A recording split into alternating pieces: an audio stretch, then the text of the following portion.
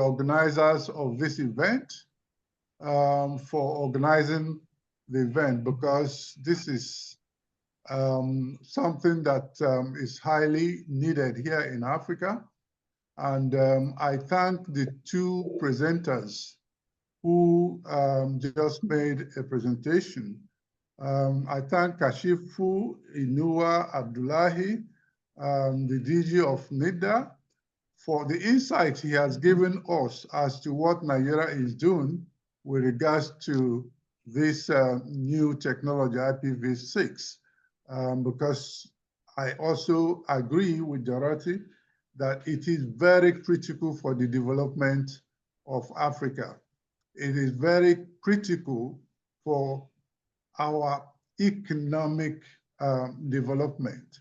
I totally agree that this technology is very, very important, and therefore Africa should take it, very, very seriously. I also thank Dorothy for all the insights she has given to us. So my own presentation is going to be on securing Africa's digital future with regards to AI, sovereignty, and cybersecurity. My own coming to IT was actually through the route of artificial intelligence, because I started studying artificial intelligence in the 1980s by doing a master's degree in the area and ultimately a PhD in the area. So that's how I got really introduced to AI. So this is very, very, very important, a conference. And as I said, my own presentation is going to be largely on AI, sovereignty, and cybersecurity. This is the agenda I'm trying to, present today. The agenda is to look at certain, some introductions. Then I'll also look at the digital crossroads that we have come, to Africa's AI opportunities, the role of AI in Africa's future, the question of digital sovereignty, why data sovereignty also, matters, and so on. I'll also ultimately look at the issue of standards, methodology, and ethics as something that is also key for us to take very, very into consideration. Now, as we all have been hearing, data is very, key in the world we are living in, today. Therefore, we all as individuals, as organizations, and even as countries need to pay attention to data. Who controls data will also be the one that will control the future. Currently, most of Africa's, data are not really being controlled, by us here in Africa. Therefore, that is something we have to pay attention, to. So who owns Africa's data and who will benefit from its future and opportunity? Because Africa is digitalizing very, very rapidly. But most of the time, we don't really have sovereignty over our own, data. This is something, very important that we have to take very, seriously. You see, for Africa to truly benefit from these new technologies like AI and digital infrastructure, we need to make sure that we have data security, because that is one way we can assure our future. AI development is very important, data, sovereignty, and of course, cybersecurity, especially in the world we are in today, in which even IPv6 is going to become a foundational technology through which most of the fourth industrial technologies like IoT are going to be implemented, which means it's very, very critical. But we have to also make sure that here in Africa, that we take into consideration issues to do with ethics and the context of Africa in whatever we are doing with regards to this technology. As I said, Africa is at a digital crossroad. On the one hand, we are digitalizing rapidly. We are using digital technology to enhance so many sectors like fintech. Today, education, agriculture, health, so on and so on and so forth are being really pushed through the use of information technology in Africa. We are still very much below much of what is happening in the developed parts of the world, but Africa is making greater use of these technologies every day. But with these opportunities also come vulnerabilities, and we have to make sure that we safeguard ourselves from the vulnerabilities, because information technology is, in fact, especially AI, it's like a double-edged sword. It brings so many opportunities, but also it can also lead you into so many things that will make you very vulnerable. It can make us lose our jobs. It can de-skill us.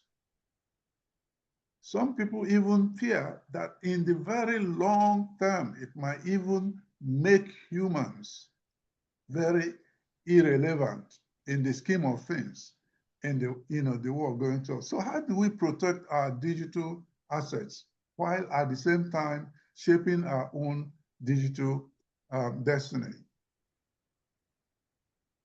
The upside is that today Africa has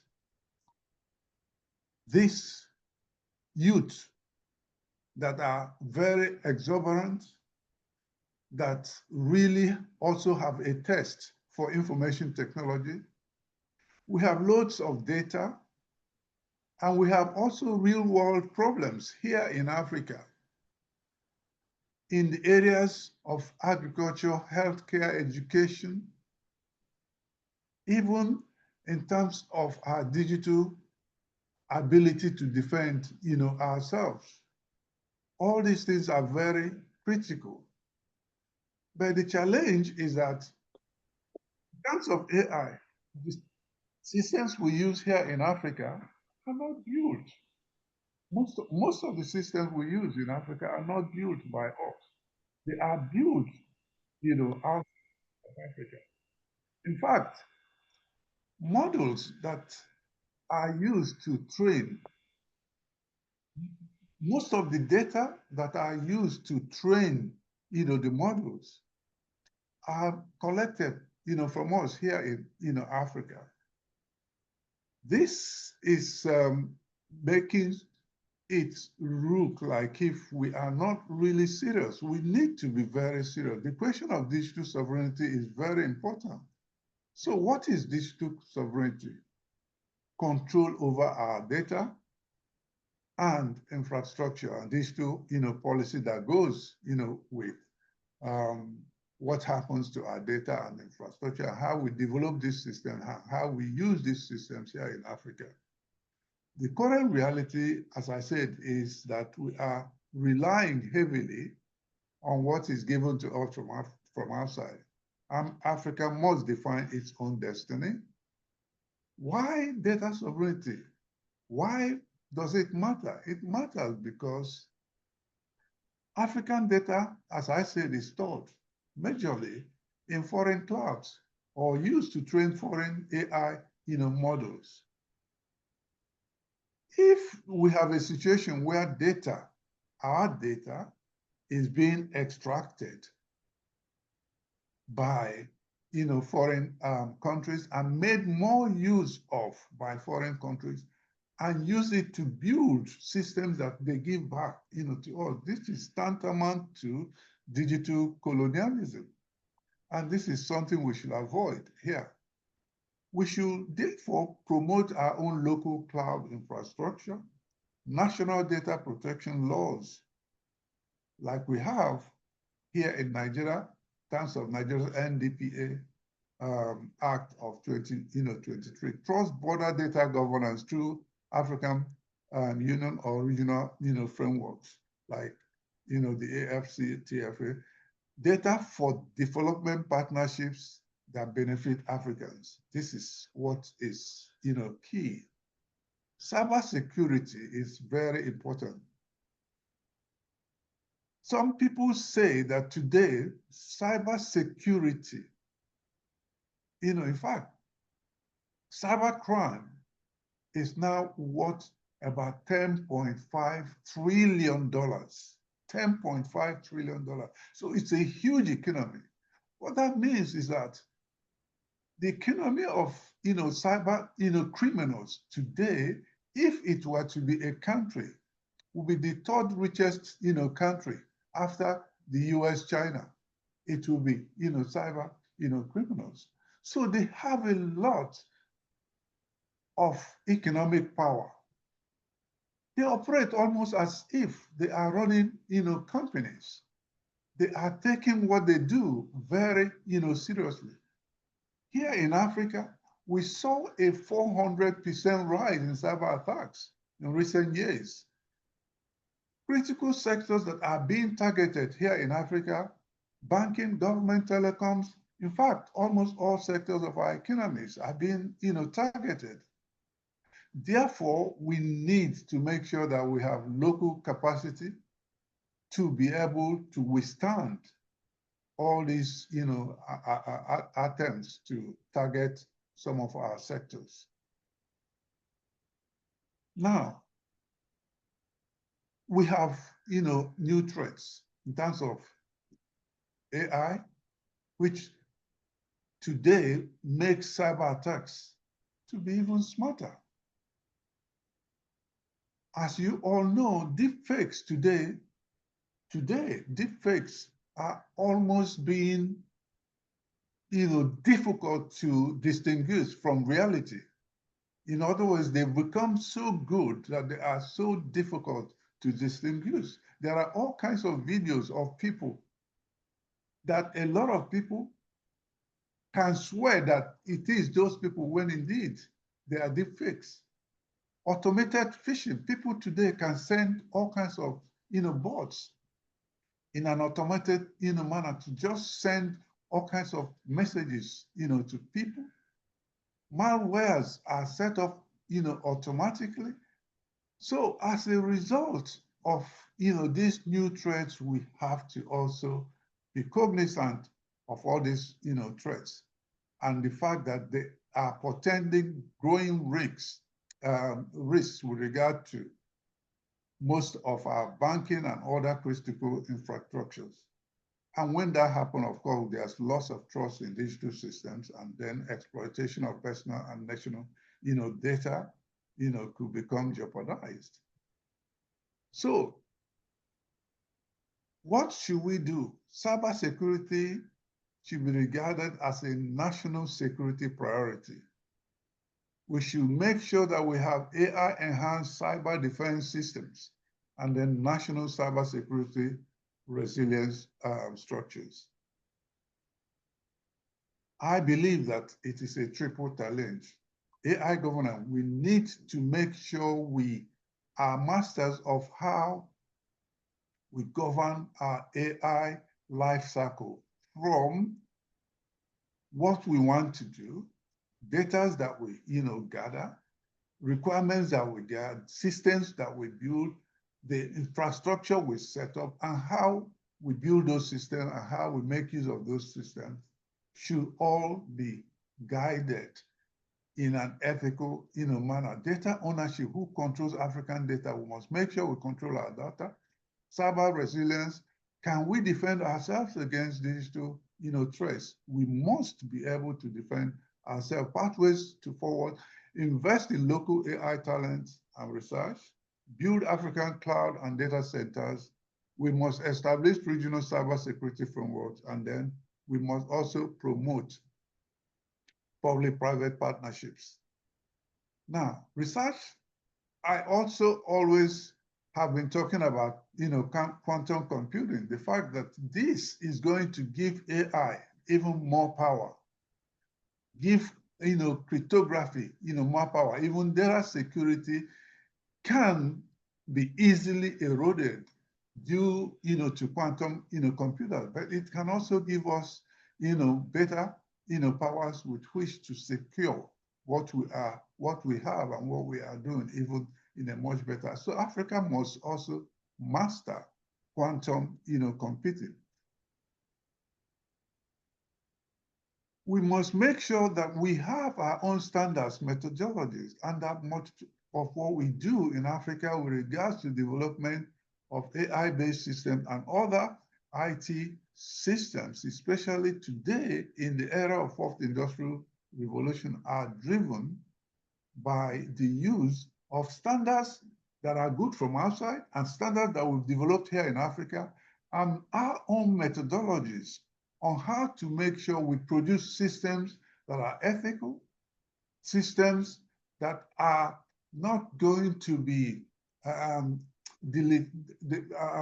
that are not going to be harmful, to us by way of taking our jobs, by way of also making us irrelevant, by way of clashing with our cultures, our religions, and so on. We must make sure that we can produce such systems.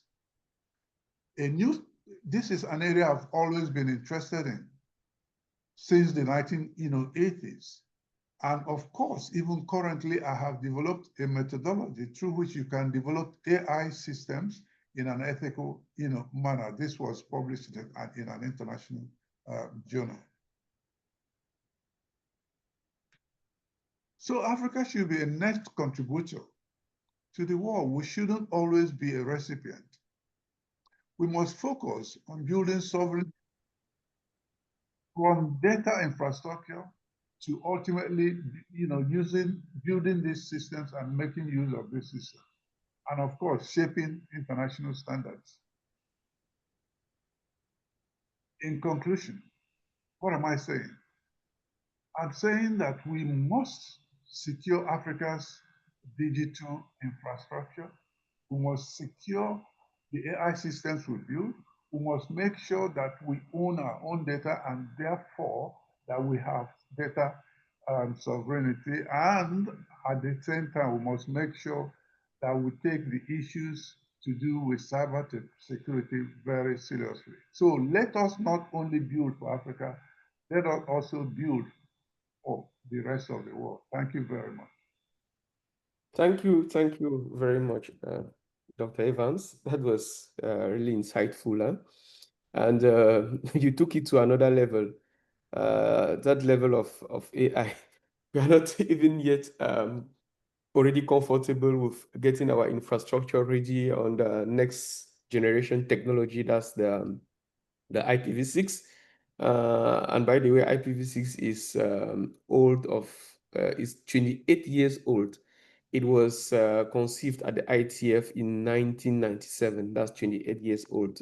If that was a child, we expect him to be married now and giving kids. Okay, so coming to the AI stuff, two very important aspects of AI that you brought to the light is the fact that AI is either coming to threaten you or to empower you.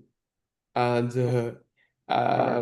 and we have to be very cautious. We have to be very careful. Start right now or yesterday, building the capacity in terms of AI, because if not, we are going to fall in the traps of AI. I will take just those examples in the US, where you saw lawyers in the courts coming with stuff generated by AI just to be portraying themselves too low, because the cases that were named in their case were faked, and they had to be fined by the chief judge. So we have to know how to use AI, learn how to use AI, and then use it to our advantage. And we also take the example of people who have been able today to leverage on the power of AI to really boost their business, boost their activity, boost their productivity. So AI is something really to be considered in Africa. And still yet here on this task force, I am really calling upon us so that we really take this very serious as we think of commitments, that's action plan at the end of this conference, what we want to do. A particular aspect should be put on this AI stuff, and we see how we build our own AI for the region.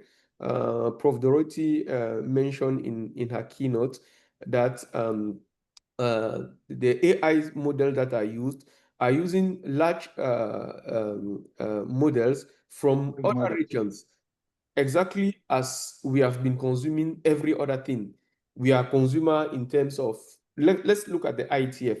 ITF, we have less than 1% African participation. The internet itself, when we look at the evolvement of internet, things that we could do, we are still consumers. Now AI is here. We want to still be consumer. Let's see how we can adopt AI, develop our own AI, become also vendors, become also solution providers, not only for Africa, but show also to the rest of the world that we can do these things also. Thank you very much, Prof. And Thank you very much. yeah. So our next keynote presenter will be Chris. He joined us earlier. I don't know if he stayed connected. Chris, are you here? Oh. Please check with me, Lola. Is Chris here? Yeah, Chris is here. Chris, are you ready? I can't see him anywhere here. I see him here. He's connected. Oh, Come. yes, yes, he is. Yeah. Hello? Yeah. Yes, we can hear you. Yeah, your voice is okay. Okay, Doctor. So Dr. Chris is chairman of Digital Africa and Compumetrics Solutions. He will be our next keynote panelist. So let's welcome him. Chris, the floor is all yours. Hello, Musa. I'm sure you are referring to another Chris. Oh, Is it Chris Uwaje you're referring to, or because I'm on the panelist and not on the keynote? I am okay. Let me check. Yeah, please check again. Let him talk. Yeah, Chris Wallace. It's Ralph Wallace, it does. And Let Chris talk.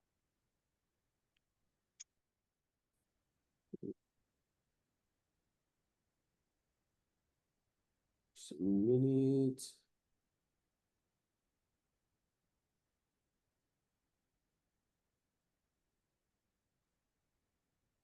Oh, my bad.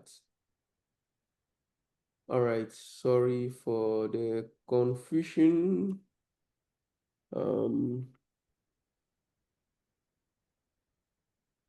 So the next keynote, Sony did not join, right?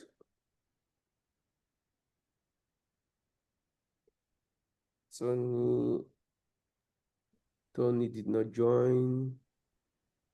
Okay, sorry, I think we can confirm Tommy Kinari, if he's on the call. Dr. No. Ahmed Said. Dr. Ahmed is there? Yeah, and if we have Dr. Ahmed, I know we have the president of OCAM, architect Pierre Paulo Saporito, is very much on the call. So please, we can hear from OCAM president, please. Okay, yeah, let's hear from OCAM president, then we take Dr. Ahmed after. Oh, thank you so much for inviting me. It's very interesting conference. It's a great challenge also for Africa, but not only for Africa.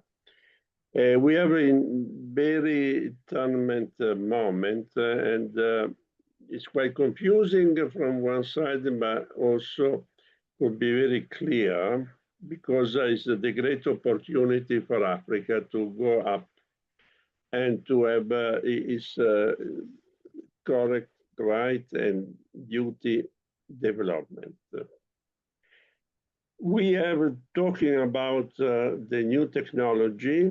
I want talking about also the content and the real situation now, how we can work now and just work with the people and all the system is moving now because the people have the cell phone. Cell phone is the great instrument to be all connected, to work together, to have the chance to increase their own capacity.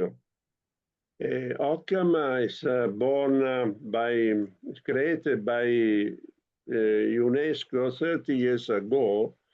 So we have a long experience on the digital revolution. And in that mission, we was also involved in the assistance of remote community in danger in Honduras and so on. And so in 1999, we have used the first satellite for internet, open to internet, was at San Ramon. And we discovered with Oklahoma University, Milan University, and other partners, how the people could be involved, helped, and have its own capacity. So we transfer, we have a parabol of 3 meters, you can imagine, but there was good connection, connectivity, and we start to share training, the e-learning, now with the school, very poor school, village, very remote, and also maternal care with a primordial ultrasound, but mobile, so the midwives can use and can assist and can save the life. And also the farmer to teach how to save the harvest, how to increase that. And that was perfectly successful because of we can have an image how was interested from the people to use that and also how to use that. About that, the UN asked to present that result. And in 2001 was created the Info Poverty World Conference, which still operate at the UN headquarters, and some of you have participated. The mission is to fight poverty with the technology, with all the new discovered, but to be really epistemological orientation. That means every year we have a summit with all the best practices. And just I told in the 2003, 2004, for the WISES, we have created a specific village for WISES, a budget wheel in Tunis, who have exactly that services. The government was involved with the school, with the doctors, with the health. So it was 3 points of services, the school, the dispensary, and also the communitarian center. At that time, the access to internet was very, very important, and so it was aggregation also. And that became a model of ICT village model. We was applied, we was called from several countries, and in Madagascar, we have opportunity to create a Sambaina, which was proclaimed in 2007 UN Millennium Village, where all this application was applied, and an interaction with the people, with the teacher, so it was a way to grow the competence of the villages and the specific people involved. And that is incredible capacity, the new technology, to involve the people, but they need the services, they need to be assisted, they need to have opportunity to be educated, to be training, also in the domestic work for farmer, for instance.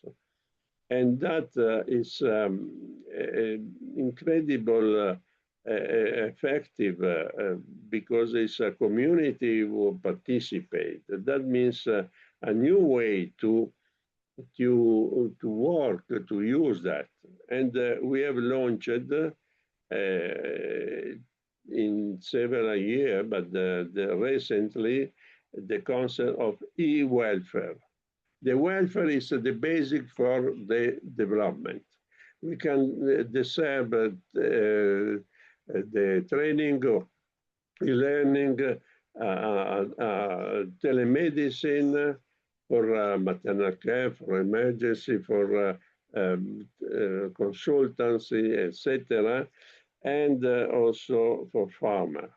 In that way, we have for farmer, we have we are lead a project of the EU.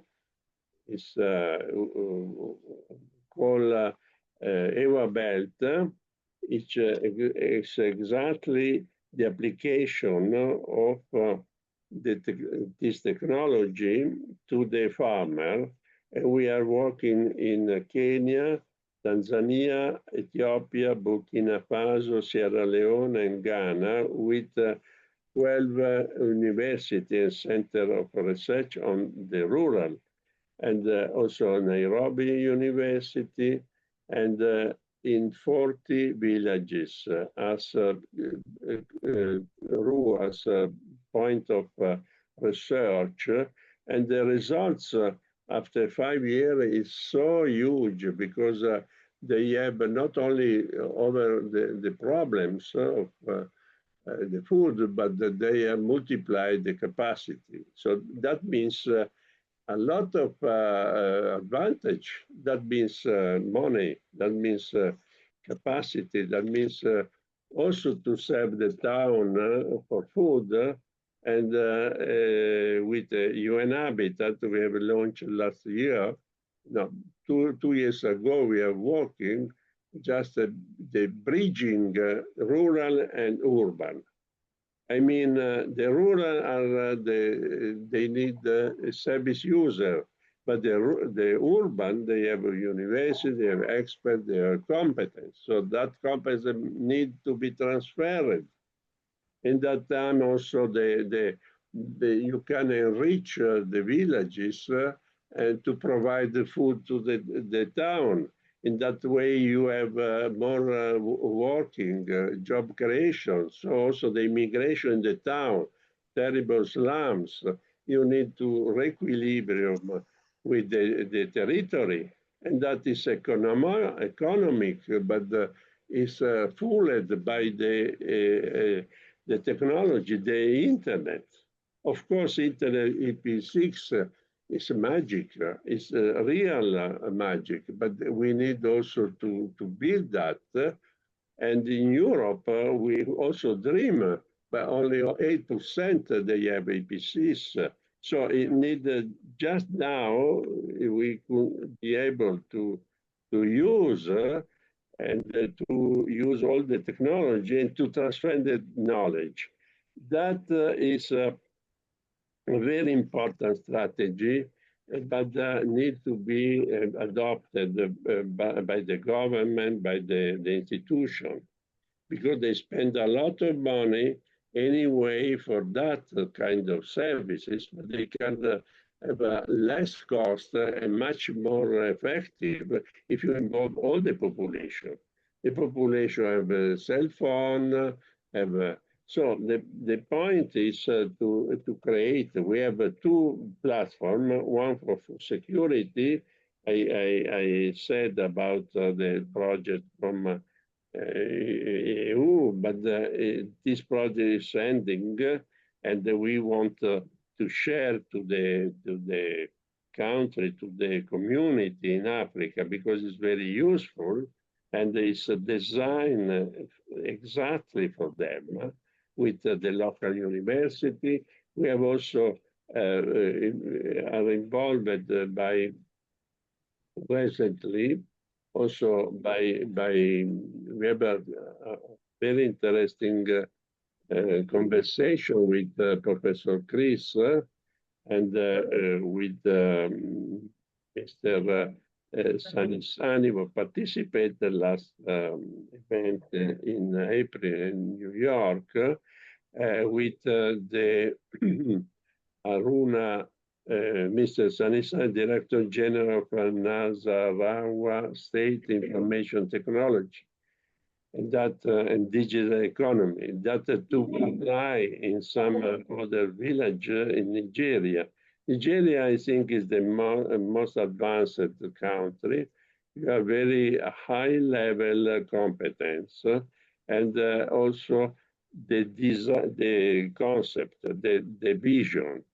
And I'm so glad to hear now all your statement, because it's exactly what we need. It's a long trip, it's a longer challenge, great challenge. It's not easy at all. Also because AI is not so easy instrument and need to drive to the task, because at the moment, if we analyze what happens with AI, it's used both for the war, for the destruction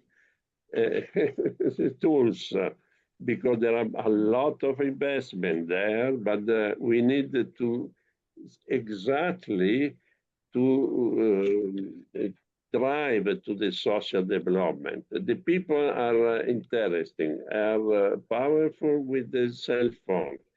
Your institution are just very high level competence. This conference with the IPV6 and the quantum computing, etc., can be very a great gate to the next future, and to also to inspire all Africa.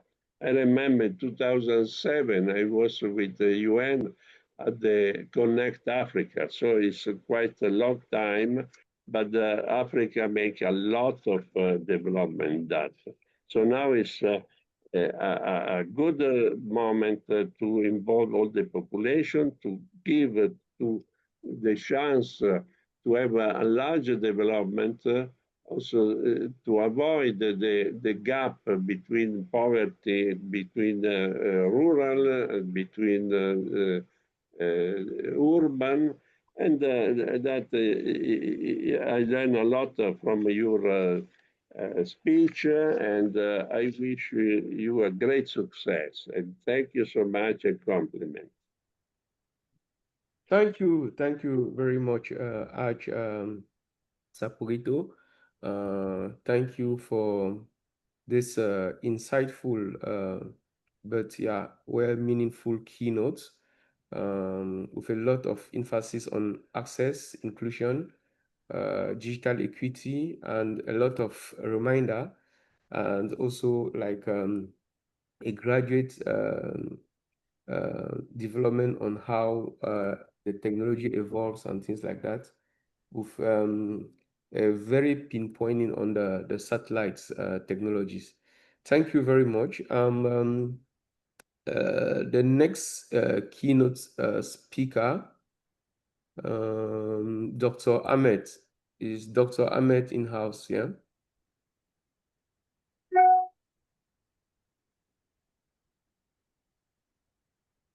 Hello. I think he has a connection problem. Okay. All right. Same thing for Tommy as well. All right. Tommy, so we are missing on Tommy and Dr. Ahmed. Yes. While we wait to see if they show up, we still have 7 minutes until the break time, the tea break time. If you have any questions, let me just look in the chat section. If we have any questions, then we can pick them.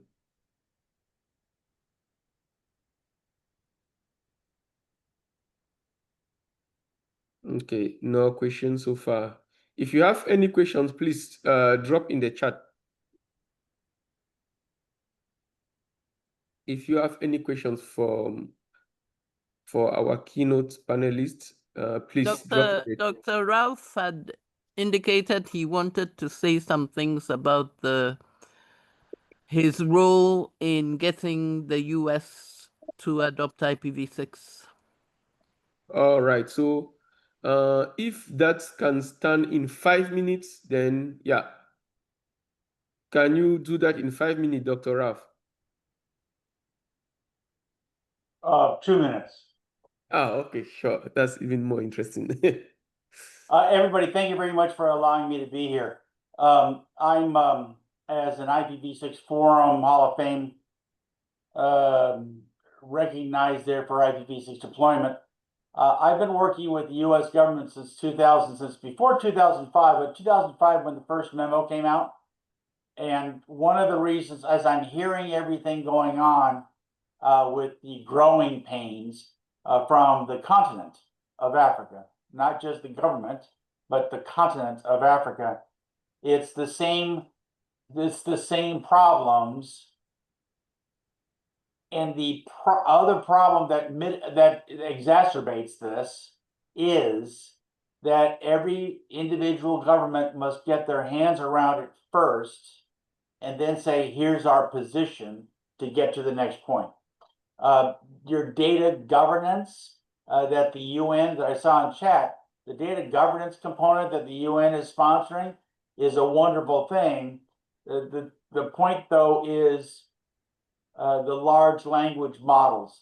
And on the large language models from AI, one of the things that we're finding out that everybody speaks English in America, but it's American English, and there's idioms and there's syntax changes, which of course is interesting when you're trying to teach an AI model to go after data. So there's those things, but the US government problems is its vendors. It's the vendors getting to IPv6. For example, Azure Cloud. We have problems with Microsoft and Azure Cloud. There's other vendors from a cybersecurity perspective that choose to use NAT by another name to obfuscate subnets behind them. It's not NAT, but it's the same thing as NAT. And then the other thing is our application developers.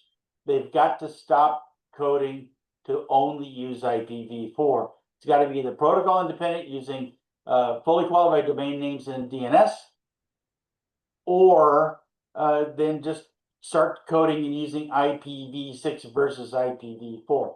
That's a very, very, very tough thing to do from vendors and also internal to our governments. Whether it's federal, state, local, tribal, those people who are contracting have to understand IPv6 and what we have to do. So everything I'm hearing here, you're stepping out smartly, you're doing the right thing. And in doing the right thing, my suggestion in chat was to create a roadmap for Africa. Can you do that? Absolutely. Is it the right thing to do? It gives everybody a chance to go ahead and see what's going on and get the stakeholders involved. Because as soon as you get the stakeholders involved and everybody goes, well, this is what we tried, this didn't work over here, how's it working over there? So you have these communal opportunities to come together and say, here's our successes here, here's our failures here. And remember, a failure is not truly failure if you don't learn from that mistake. Was that my 5 minutes? Thank you very much. I appreciate it. Thank you, everybody. great work. I'm here. And I always want to come back and talk about things such as this. Thank you. Thank you very much. Thank you. That is a very nice piece of advice. I will stress more on working on a roadmap for the continent. But also, if we could start like sub-region, country-wise, where this task force could help work with the local institutions like ATU and so on, Smart Africa, to see how we can support those governments to create a roadmap, first of all, at the country level, and then a global roadmap for Africa. This will be something that is also very, very interesting. And then if building this roadmap, we also have like people who can help build the capacity in countries, because one of the things we hear people saying about not deploying IPv6 is the lack of capacity. We all know from experience that this is not true, but you know, if people keep having this advice, then it's we can leverage on that to support, like have a capacity building program to empower engineers on how to securely deploy IPv6, and then that's how maybe even the roadmap that you come up with would now be able to be deployed. So thank you very much for the advice. And I also know that at Afrinic is having a program called the IPv6 Government Accelerator Program. It's a program that is focused more on helping governments to build to deploy IPv6 on the government infrastructure first, because you know you cannot sell a technology that you yourself are not using. We keep on talking to governments in countries. Let's say in Nigeria, we talk to people to end networks, the small networks. You need to deploy IPv6. You need to deploy IPv6. But what happens when these small networks, they look at the government websites, there is no IPv6 on it. They look at the government infrastructure, there is no IPv6 in it. So even for the regulators to become legitimate in selling IPv6, in imposing IPv6 to the rest of the country, first of all, you need the government infrastructure to run on IPv6. So I think this is a program that is Afrinic is working on. So we can also think of a way of partnering to see how we really make things happen along the line of IPv6. Yes, Raf, you had something to say again? I just want to add one thing. You're bringing up IPv6 only. And we, in our last memo direction, it told the U.S. federal government to go to IPv6 only, and at 80% IPv6 only in our enterprises across the government by the end of fiscal year 2025. It's confusing to say IPv6 only, and the reason why it's confusing is many people interpret that differently. And just to give you a quick explanation is that you get to IPv6 only by using the specific transition mechanisms that you have put in place to accomplish the transition from IPv4 to IPv6. There's a recent RFC out about using a CGNAT internal to the enterprise, because there's enough applications, to my point earlier, there's enough applications that are still using IPv4. All of the OSs today, all of them can handle IPv6. I don't have to question that. So here's the operating system for all of these platforms, including CPEs. And here's all these platforms that could use IPv6. But how do you create the integrated system that gives you the opportunity to get to IPv6? Microsoft, a plus for Microsoft, is I learned very early on in 2014 that Microsoft Active Directory, all the domain controllers, use IPv6 at the get-go. You open the box, turn it on, there's IPv6 available. The domain controllers will refresh across the entire enterprise over IPv6 and will not, and they will not use IPv4. there's little nuggets of stuff, but is it IPv6 only for the domain controllers to do this over IPv6? It is. They won't go dual stack. They will not fall back to IPv4. It will only be IPv6. Having said that, as an engineer, people will go, what? Wait, what? There's no failback? There's no. So it's one of those things you have to explain and understand. There's nuances in every transition that sometimes you just got to say to people, here's the truth of it, and here's the people that have lived it, and here's the stories that they share. Thank you very much, Raf. So with that said, we are transitioning now from the morning session to the afternoon session. And before I close this part of the conference, allow me to really thank all the speakers this morning. It was quite insightful on IPv6, the bold visions for AI, cybersecurity, sovereignty, and inclusive development. So these our keynote speakers. They have really delivered wisdom and urgency in equal measure.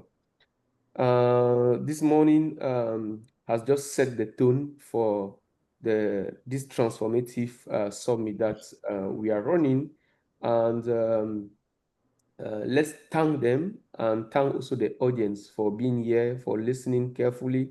I hope a lot of knowledge is being taken away from these discussions, and that after this, we have plans to really put this in execution so that this doesn't stay just another conference, but we keep like building a momentum towards developing not only the infrastructure, the people, the technology, and everything that we need to push the digital Africa for tomorrow. So thank you very much, and time for a coffee break.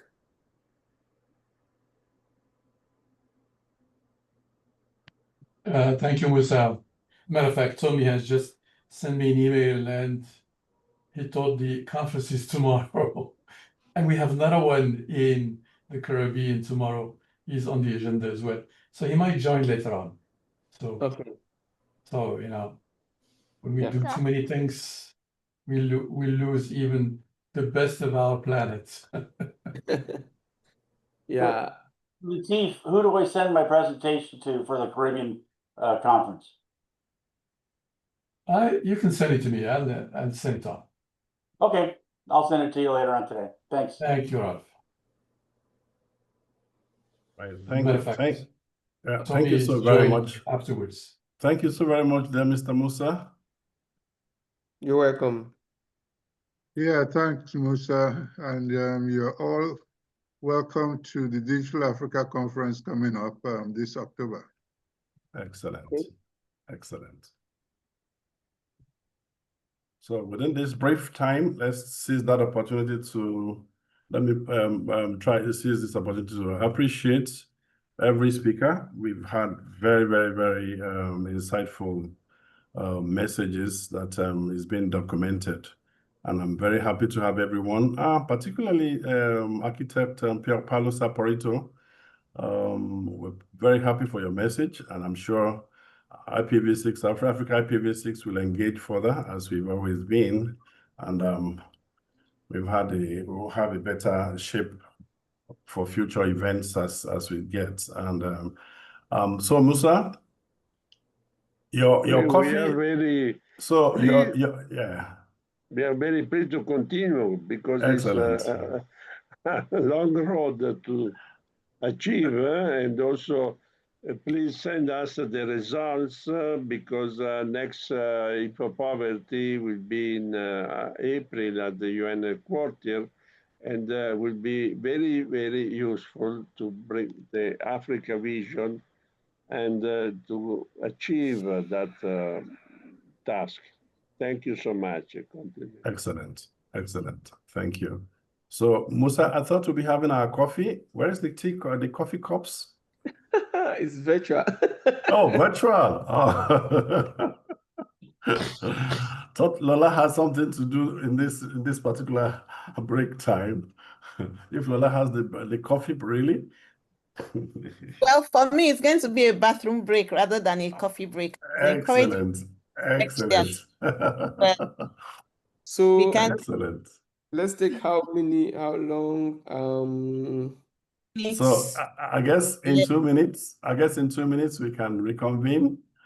Absolutely. Okay, Great. sure. Great. But you did very well. I was nice listening to Dr. Evans Wareham there, and so much there in the artificial intelligence. I didn't miss anything there, and the gallant opening by Latif, Professor Latif there, it was also excellent. And I think one voice I'd actually wanted to hear, even at this opening, is that of the Oracle. And my chair of this event conference, Dr. Taib, are you in now? I think you need to call him. He's waiting for your call. Excellent. Then he'll be in. All right, I'll do that.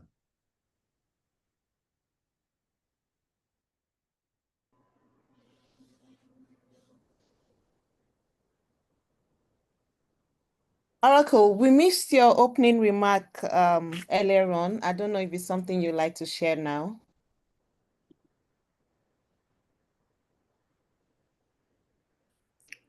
Oracle, are you there?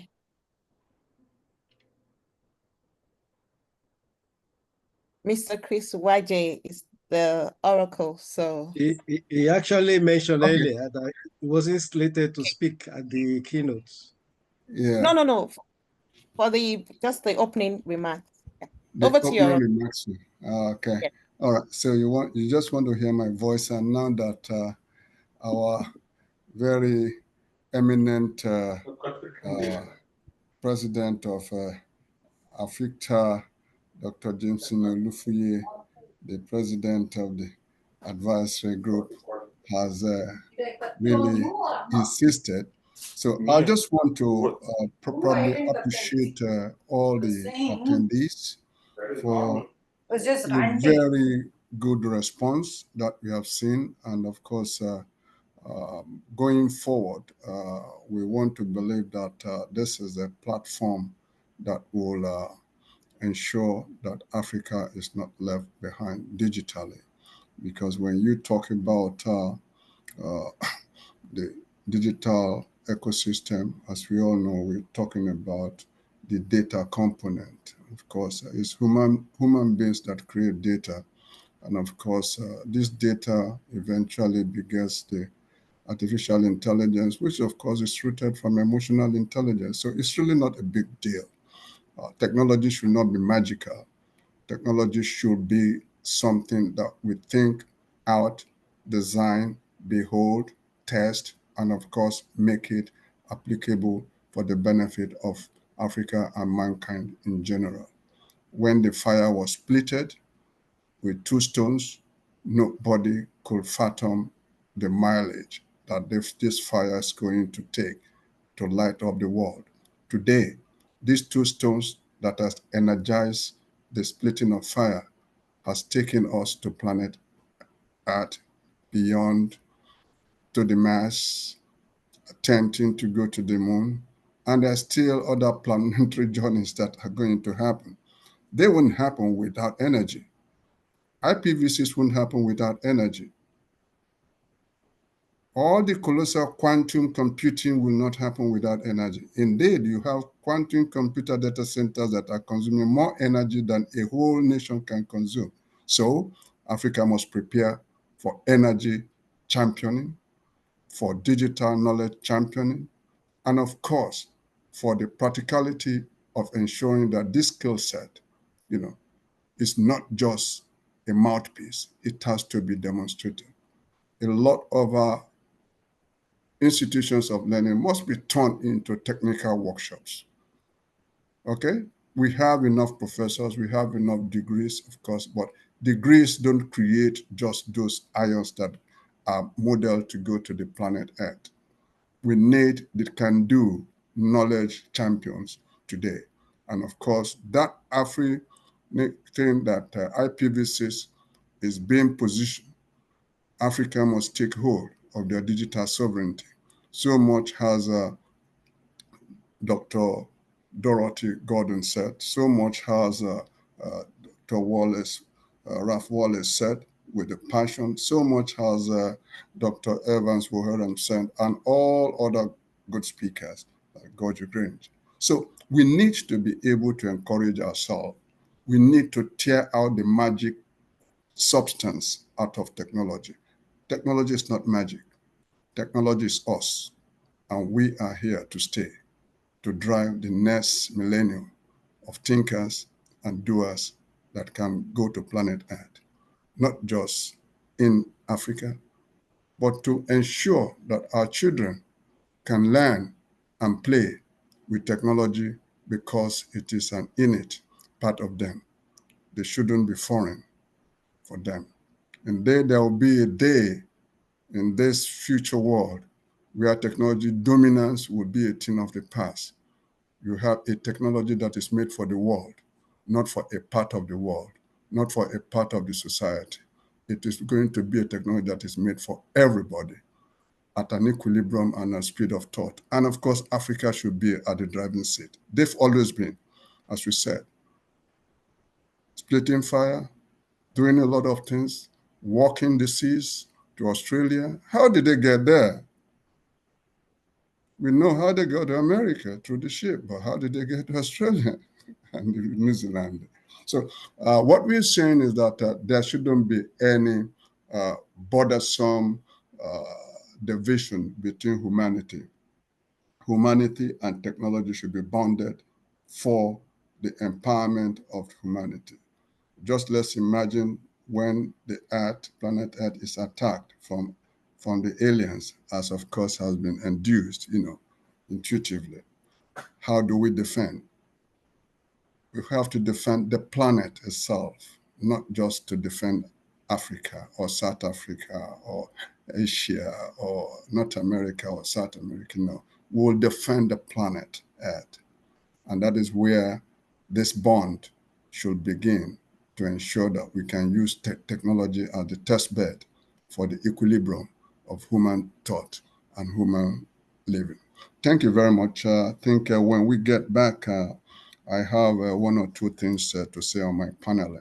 But I've enjoyed Wallace, his passion as always, and we've been missing him, but good that Ladi brought him here. So thank you, Wallace. You're a great guy. All right, I'll use that. I will. Right. Okay, well, thank you. Okay, Thank you so very much, Dr. Chris there, the oracle of our ICT, in fact, ecosystem. Thank you so very much. And I seize the opportunity to thank everybody once again, and permit me to introduce myself. My name is Amos Emmanuel. I'm the Chief Data Officer for Africa IPV6 Cybersecurity Task Force. And with me on this session, I would like to bring on board Mr. Temitope Auzi. Mr. Temitope Auzi is also a very powerful strategist, and we'll be working together in this panel. This panel holds quite a lot. So Temitope, are you there? Yes, I'm around. Thank you very much. Excellent. And of course, in the house already, I'd recorded that our technical session panelists are all in the house. From Dr. Jimson Olufuye, that's the founder and chairman of AFICTA. Dr. Jimson, if you can say hi, let's confirm your voice. Hi. Excellent. You're welcome, sir. Let me have also Dr. or Professor Zelalem Mengistu. Professor Zelalem Mengistu. Excellent, sir. Hi, good morning. How are you? Excellent. Thank you so very much. Thank you. Great to have you, sir. Can also have Dr. Yao Yields. Dr. Yao Yields. President Ivory Coast IPv6. Yeah, hi. Hi, everyone. Excellent. Great to have you, sir. Right. And also our very strong Amazon here, Sirisha Dandu. Hello. Hi, everyone. Excellent, excellent. Sirisha Dandu there is the CEO of Arcadiv Technology Solutions Cybersecurity. She's actually a cybersecurity expert. I'm sure she may be joining us from India or Dubai or wherever. Where are you joining us from? Saudi Arabia. Excellent, excellent. Thank you so very much. And also on this panel, I have Jake Jones. Jake Jones is the head of infrastructure and business, BSV Association Canada.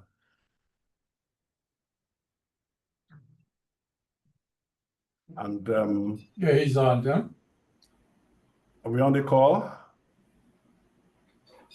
Yeah, he's on the call, yes. But he's based Yes, in excellent. Edmonton, so that's west of Canada. Excellent. So- Excellent.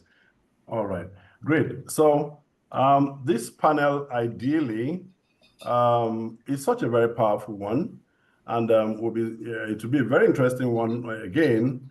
And I'll be having Dr. Jameson Olufuye to open the panel, and to open the session. And please, for the speakers, you have about 20 minutes max. So let's do this to time. And of course, I can sense already the passion that you all bring that will benefit us all. Thank you. So Dr. Jameson Olufuye, you have the floor. Thank you very, very much, moderator, Mr. Timos Emmanuel. Yes, I would like to pay tribute to our dear chair of the IPVC Forum, Professor Latif Ladid, and of course the chief and our pioneer, our oracle in Nigeria, I can say by extension Africa, yes, on IPv6 mobilization, our erudite and emeritus Chris Waje. Really appreciate all your efforts. Over many, many decades in Nigeria, you've done a lot, and we appreciate all that you've done. And you are doing it, still doing it. So we trust that this phase of your efforts will be of remarkable success down the line, seeing Africa move up in the IPv6 adoption. All right, let me go straight to my presentation. Yes, it's been very, very impressive things we've been listening to, all the speeches, and I'll say +1 to all that has been said. And also appreciate the angle Raf brought in. Thank you for bringing that perspective, and also Architect Papalo reflecting the worldview. So I'll be actually bringing in the worldview and what has been happening at the global level, just holistically. Though IPv6, of course, is the foundation in the digital ecosystem today and the foreseeable future, but we also need to look at the broad picture. So I'll be speaking on WSIS Plus 20 review, IPv6 and the digital economy. So my name again is Jameson Olufuye, Principal Consultant, Contemporary Consulting Limited, Chair of the Advisory Council of the Africa City Alliance. I'm also a member of the United Nations Secretary General's Internet Governance Forum Multi-Stakeholder Advisory Group, and recently appointed a board member of the United Nations General Assembly WSIS Plus 20 Review Co-Facilitators Informal Multi-Stakeholder Sounding Board. So I have this few talking points. Look at the WSIS Plus 20 review, what it's all about. I haven't looked at the background to all that we've been discussing, and then the focus on the action lines and targets under which IPv6 falls, and then enhanced cooperation and IGF, and then look at fostering Africa's digital ecosystem through IPv6 adoption. A lot has been said in this, at this level, so I won't dwell too much on that, and then I will just wrap up. many of us know, with regard to background, that the momentum we see today on the internet started way back with ARPANET, 1969 to 1989, when it was decommissioned. And by 1983, it took a new dimension with the IPV4, that is TCP/IP. And the commercialization happened in 1998 with the setting up of the Internet Corporation for Assigned Names and Number to manage the IANA function and also to create policies. At that same time, 1998, the ITU plenipotentiary, world leaders they took note that internet is already having great value to development, and even World Bank, a number of the research they did are saying that GDP is being boosted with greater adoption of the internet, that is the ICT. And the question came up that who is in charge of the internet?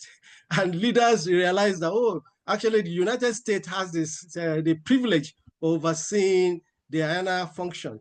And of course, this is understandable because ARPANET was a US government project.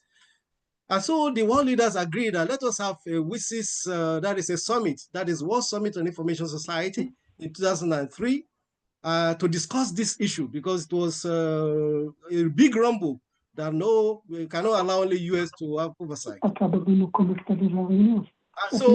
the event took place in 2003 and they came up with Geneva Declaration, and following that is the Geneva Plan of Action. And with it, we have the action lines and targets. They couldn't finish in 2003, so they scheduled it again to 2005 in Tunis. So we have the Tunis agenda as well. And so along the line, we had the SDG 2015, and there was a recognition that ICT will help to realize the SDG. So there was an WSIS SDG matrix linking the action line with the SDG goals. Now, with regard to the Tunis agenda, there are two critical outcomes. We have the enhanced cooperation. The enhanced cooperation was to say, oh, government wants to join, other government wants to join the US government in overseeing the IANA function. What is the IANA function? IANA is the Internet Assigned Number Authority, and that is the authorization to be able to add a root, to the root server, or to remove a root from the root server. So other governments say they want to join the US there to determine that, and so on and so forth. So that's about enhanced cooperation. That was the language to use to say, okay, we'll discuss that. So they set up a working group in 2013. I had the privilege of being a member of that working group, representing the business community, global business community from the Global South. We could not conclude our work in the first phase. We moved it to second phase. The second phase was commissioned by the United Nations General Assembly 2016 to 2018. And I had the privilege of being nominated to be part of that too. Again, we could not conclude because it was contentious. Because we said, from business, we said, look, ICANN is already there handling this, and we have a voice in the ICANN ecosystem. We don't have a voice in the ITU ecosystem. It's only government that have a voice. And internet is not just about government, it's about all stakeholders. And so we don't agree that the root server should be moved from ICANN to ITU. So that's the contention. And the contention was kind of resolved sometimes back. I'll get to that shortly. Then the second outcome of the Tunis agenda was the Internet Governance Forum. And it was to start in 2006. So the Internet Governance Forum has really expanded. And with it, we have about over 170 regional and national IGFs. So even right now, we're looking at even having states IGF or local government IGF. Because, for example, in Nigeria, local government are going to have their autonomy. And so we expect they should be able to direct funding properly using ICT. And the Internet Governance Forum is an opportunity to discuss all those subject matters, including IPV6 adoption. In 2013, something remarkable happened. That is a global surveillance issue. And that caused a real row with Snowden, those that remember those period. And then there was a quick call that let us have a meeting, multi-stakeholder meeting to determine the principle that will determine how we operate on the internet. Then that was what led to the NetMundia 2014 in Brazil. I happened to be in the steering committee at that time. At the same time, the US government, based on their original plan, actually is the original plan, because the IONA server was never with the US government. It was with John Postel, and John Postel also realized that, look, I cannot continue to do this, be the postmaster for the IP ecosystem.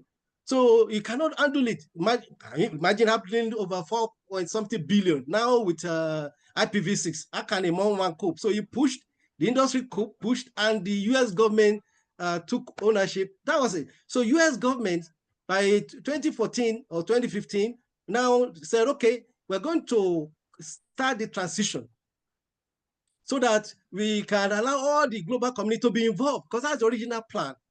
We don't want to have the monopoly. So US government, in their wisdom, started the handing over, and they graciously handed over to the global community October 1st, 2016. So last year, we had NetMundia plus 10, that is to review the principle as they gone. So there are a lot of our principle that we need to bring in all stakeholders. Government should not feel big that you do it by themselves. They should bring all stakeholders to the table. You know, we'll be hearing about sandboxes, approach to regulation, to operation. We need to bring all stakeholders together. That's the major lesson from NetMundia plus 10 last year. And then also last year, September, we have the Global Digital Compact. Remember I told you the Enhanced Cooperation Working Group failed in 2018, January. And then by July, the Secretary General of the United Nations launched the panel on global digital interdependence. That is a committee set up by the Secretary General, chaired by Melinda Gates and Jack Ma. And so that was last year. So came out with a GDC, Global Digital Compact, the objective to support the realization of the Sustainable Development Goal. So IPv6 is also to help us realize the Sustainable Development Goal. So I will talk a little more down the line about that. So right now we are doing a review. The United Nations authorized that there should be a review of the WSIS, that the World Summit on Information Society. That's 20 years after it was convened in the last one in 2005. So that is what is currently ongoing, and I'm neck deep in that process. So this is just about quick background. So, but indeed, WSIS is aimed at fostering a people-centered, inclusive, and development-oriented information society. And it involves leveraging ICT, as I mentioned earlier, which in the industry we also know as the internet, to enhance global development and improve people's life. WSIS also aims to bridge the digital divides and ensure that everyone can participate in and benefit from the information age. So there are about 11 action lines and 10 targets. The first one is the role of government and stakeholder in the promotion of ICT for development. At the global level, UNDESA handles that, along with ECOSOC. UNDESA is United Nations Department for Economic and Social Affairs. ECOSOC is Economic and Social Council. After the General Assembly, after the General Assembly, we have the Security Council, we have the ECOSOC, then we have the CSTD, and other United Nations Regional Commission, and other agencies, and ITU. So government have important role to play at the national level, just as the UNDESA has role to play at the global level. So national government have the priority. They have the critical skills, the stake to lead with this process. But in Africa, it's not really much so, as we have been seeing, because this year, only South Africa had a report, WSIS report, out of all 54 countries in Africa. Only South Africa had something, a meeting on WSIS. Okay, how have we fared? Okay, what have we done so far? So if you don't meet to measure your progress, then you cannot be able to manage, your progress indeed. You can't know whether we are moving forward or backward. So that's why this WSIS meeting is important at the national level. So government has the #1 role to play right here, but we encourage government to take this seriously. Action line 2 is about information and communication infrastructure, which is an essential foundation for inclusive information society. ITU is leading this globally.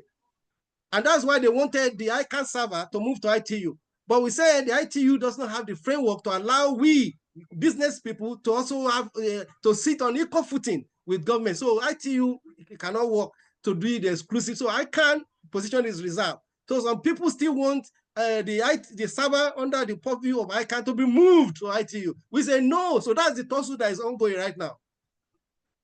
Now, action line 3, access to data, information, and knowledge. UNESCO is overseeing that. ITU is also there. Food and Agricultural Organization, UNIDO, is also there.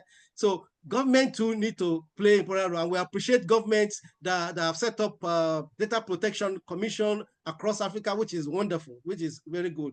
Then action line the 4 talk about capacity development. ITU is also doing that, many others. So this also has government has a role to play, and we commend the Nigerian government for this 3 million technical talent. It's very good. Maybe it can be scaled to 10 million down the line, where it was wonderful. So action line 5 is building confidence and security in the use of ICT.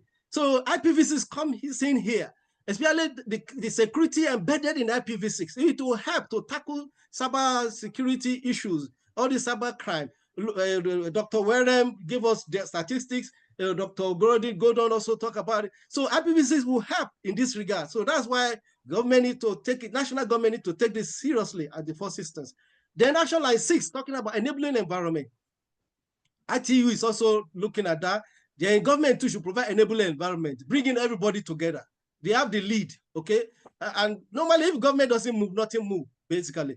But so we encourage our government to move, and other stakeholders are ready to move with them.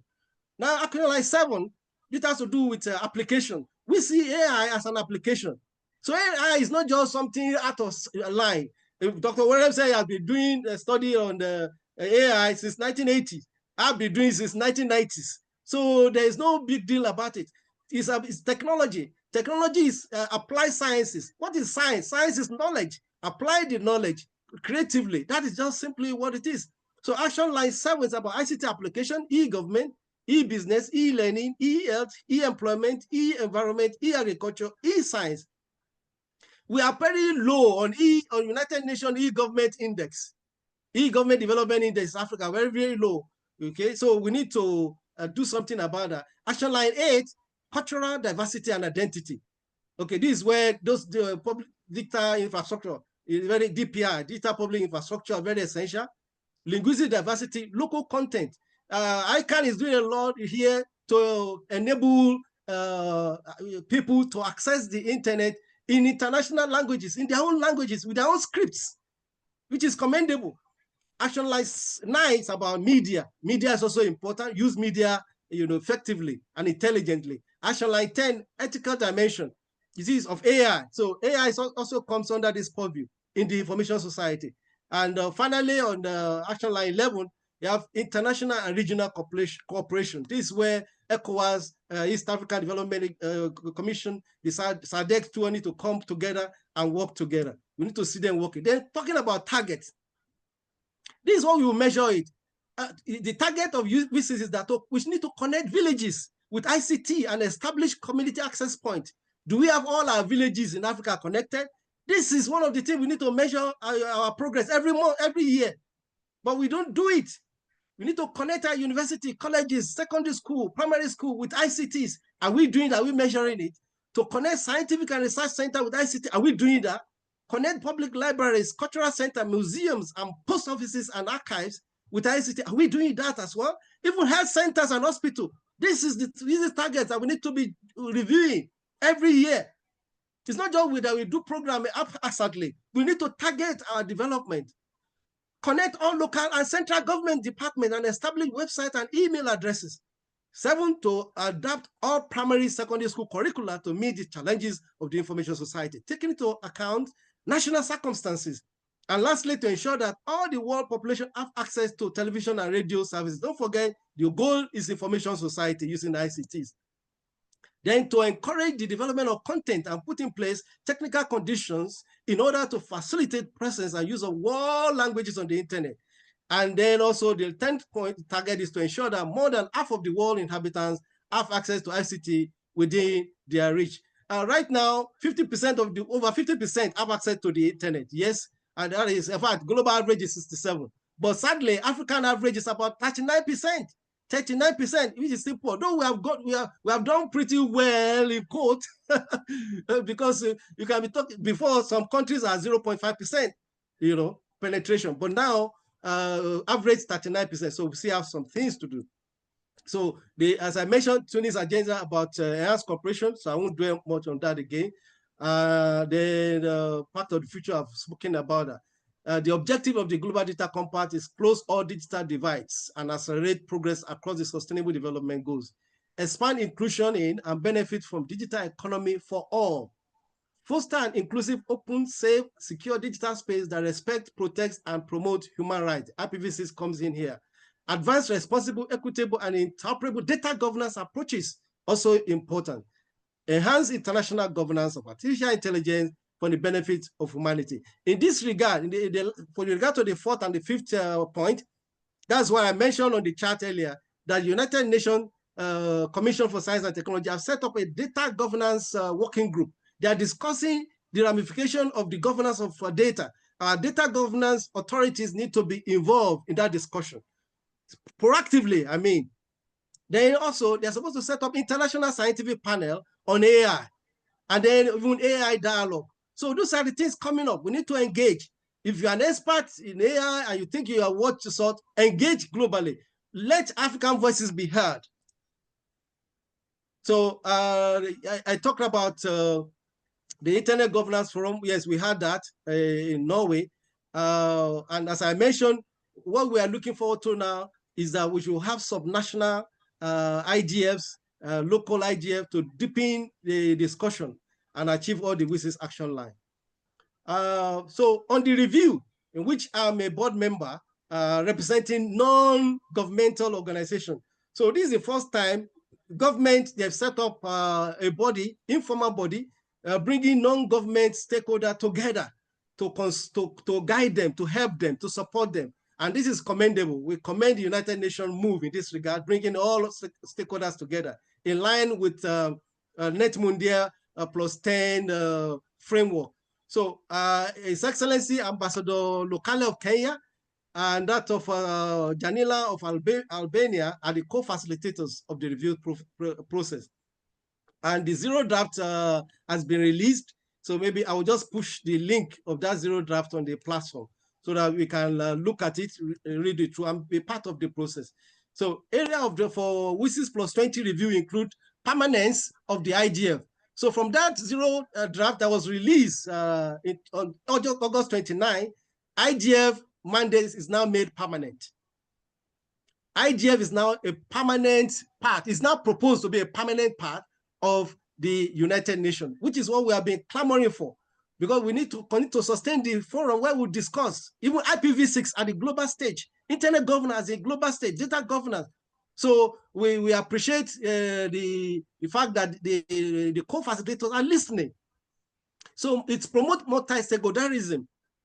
Also, they will talk about how to tidy up enhanced cooperation, digital cooperation, tidy up the action lines target to accommodate AI and data governance, talking about digital economy, digital divide, and how to implement WSIS GDC for SDGs, because we don't have the capability to be having meetings different places. So we need to coalesce them. So the zero draft actually recommended that we should have a place in CSTD to handle all these initiatives. So the report will be subject to UN General Assembly decision on December 15 and 16, 2025 in New York. So we're encouraged, those of us that are following this and want to be at the United Nations General Assembly during that period, we are encouraged to join our national delegation. We are encouraged to join our national delegation. In fact, 2 slots is allowed per country. So 2 slots for non-governmental stakeholders to join the national delegation to be at the General Assembly. So we encourage non-government stakeholders to be part of this. We should embrace it. This is what we clamor for. And we also encourage government too, to encourage the non-governmental stakeholders to be part of it. So you know that government alone will carry their bag and go. You know, bring in all your other stakeholders, the telco, bring them in to be part of the process. As we know, yes, I've talked about it, that the African digital transformation, it depends on this robust connectivity. Currently at 39%, is still, we still have a long way to go, with the world average at 67%. So about 2.9 billion people are still left behind, majority in Africa. African government index is poor.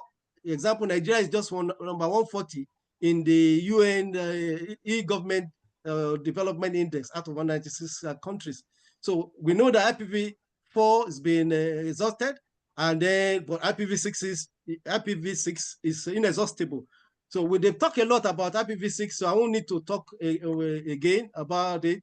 So just to gloss over that, yes, we have 3.4 to with 38 zeros after each space available. Oh, okay. So then we need I to wish we had this promote. already because it's imbalance. We need to promote digital inclusion as this IPv6 will drive the digital services. Then 5G network promoting inclusion at all levels. Key challenges: low adoption rates. Dr. Professor Ladid and Dr. Dorothy Gordon and others, they mentioned all this. Limited awareness among policymakers.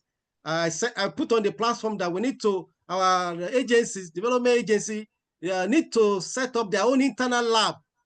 Just as Musa mentioned, you have to lead by example. Set up the lab, invite people to come around there and use it practically. And it's not, yes, policy is important. We do practically and then go along with it with policy and provide incentive for private sector IPv6 deployment.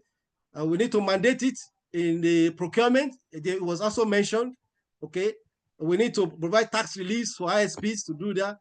Then our roadmap, thanks to Raf, you also underscored this. We need to build capacity, going to build it, okay?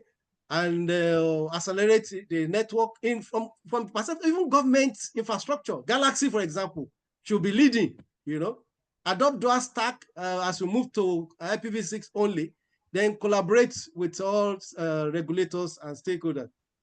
So then we ensure compliance, use IPv6 for IoT and cloud innovation, train ICT workforce on IPv6. So in conclusion, WSIS Plus 20 review indicated connectivity gaps and digital divides still exist. IPv6 is a strategic enabler of Africa's digital economy, an instrument to help reduce digital divide in the fourth industrial revolution and future industrial revolution. It will unlock Internet of Things, 5G, commerce, digital services while promoting inclusion in the fourth industrial revolution. Coordinated adoption ensures Africa's future readiness. But let's start locally first. Call to action, government, please let us conduct our annual WSIS review to measure progress and note gaps for action. This is how we can really holistically measure our growth in this regard in the information society. Let's integrate IPv6 into ICT policy. Okay, though in Nigeria, we already see progress in this regard, so let's be sustained. ISPs and telco, please, let's get target adoption, 80% adoption, maybe in less than 5 years. And private sector, embed IPv6 readiness in all digital solutions. Any procurement made today should be IPv6 ready. Thank you very much. I hope I didn't take too much time. Thank you very much, sir. You didn't take much of our time. Thank you very much. Thank you so very much. Right. So thank you there, Dr. Jameson Olufuye. I guess the next Mr. Temitope, you can help on the next speaker.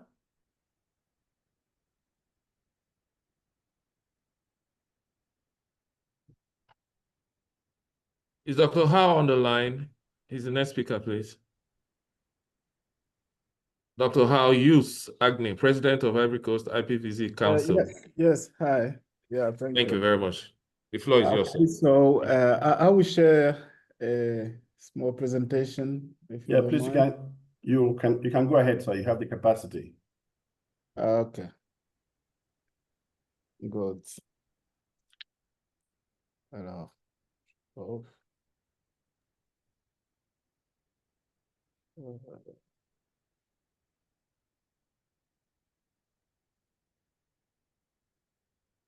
All right.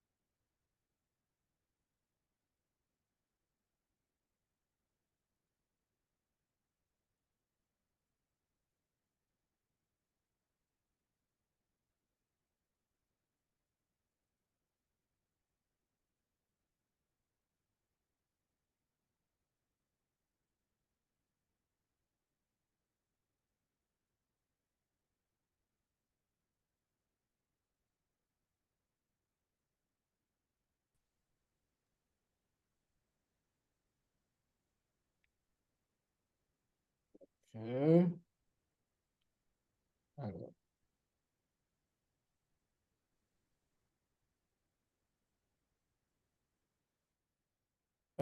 Please, are you able to see my screen? Yes, we can see your screen. Okay, thank you very much. Okay. Okay. So, okay, so thank you very much for giving me this opportunity to present, let's say, in the of the IPv6 Council activity in Cote d'Ivoire. Just to let you as a question, if possible. So the council have been released since September 14, 2023 in Abidjan, thanks to Mr. Latif. So it was a great pleasure for me to have this, let's say, distinction. But the main objective of this, activities or this council is to promote the IPv6 deployment. That's it. And the target industry that we have, for sure, we have, first of all, the government agencies, just to push them to achieve this IPv6 introduction and, let's say, adoption in the country.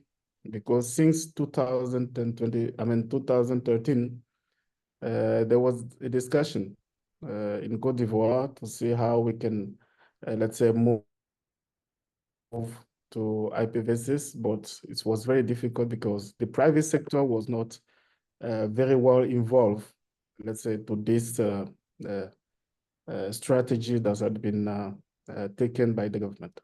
So that's why one of the, the stakeholders as well, we have the research communities, because when, let's say, the researchers to go deeply and let everyone involved, let's say, to this IPv6 to make it success. For sure, industries and education as well. So since 2023, the IPv6 adoption in Cote d'Ivoire, it was around 2%, 2.05% or something like that. So after that, we have a couple of activities, because we capitalize on the past, let's say, failed activities that has been performed since 2013. Okay, we went a little bit differently as compared to what people majorly are doing. Okay. Today we are a little bit more than 12 to 13, 16 in terms of adoption in Cote d'Ivoire, because the major operators that we have in Cote d'Ivoire, we have 3. They are engaged, fully engaged to go to IPv6. The first one started with the fixed network, and since March, end of March 2025, is adopted and everything is okay. The second operators that finalizing it is going fully on IPv6 for sure, with those stack on the fixed network and the mobile network. But how we did it, this is, let's say, the main of the point we just want to highlight it here. First of all, we want to see the operators and the tech companies before even going to the authorities and the researchers, or other stakeholders. So within the operator and the tech companies, we have one of the companies we call GVA. This is FTTH company, fixed network. So this company, they were deploying IPv6 since they were in the country. 2 years or 3 years back. But the impact is very few because they are new and so on. So we say, okay, this is something, because they have an experience in that. How can we show this experience and what they are, capitalizing and how to convince the big tech companies in Cote d'Ivoire to follow the same way. We discussed with the CEO of Move Africa Cote d'Ivoire, the CEO of MTN, and the CEO of Orange as well. We did a couple of meetings with them and the presentation, even let's say how the usage of IPv4, let's say, is very short in Cote d'Ivoire. I'm not sure that even we are receiving IPv4 as IP address in Cote d'Ivoire anymore. So after that, we went to see the telecom authorities. First of all, we went to see the minister himself of telecommunication, and we discussed deeply with them, and we emphasize on, let's say, the activities or the strategy that was presented, 10 years back, let's say 2013, as I said. So it gives us the right to discuss with the national regulator, AITCI, and there was a lab as well, but was not very used. And the same minister, let's say, introduced us to his colleague. This is the Minister of Higher Education and Scientific Research in Cote d'Ivoire, and we went to see him as well. We have two majors, let's say, university or kind of school in Cote d'Ivoire. We have Polytechnic and we have university, normal university. We have more than 8 or 10 universities now. And for Polytechnic, we have more than 2 in the country. Decided to launch or to do our first summit. The first summit was held thanks to Mr. Latif. I don't know if you can see my, can I say, okay. Mr. Latif is here, okay. It was a very big pleasure for me to receive him in Cote d'Ivoire. During the presence, we discussed with the ministry representative, the regulator as well, and the tech companies was, they were very represented. We have as well Huawei that was a part of the, let's say, discussion. And at the end of the day, we release, let's say, a white paper. This is something that's very important because talking to those stakeholders was great, but giving them something that's very tangible thing was something, let's say, that can emphasize the next discussion. And this is what we did. And also we gave some, let's say, award to the 4 companies that we have on the market. When I say 4 companies, because we have GVA, as I said, they were the first introducing IPv6 in the country. And we have the 3 major operators. We have Orange, MTN, and Move.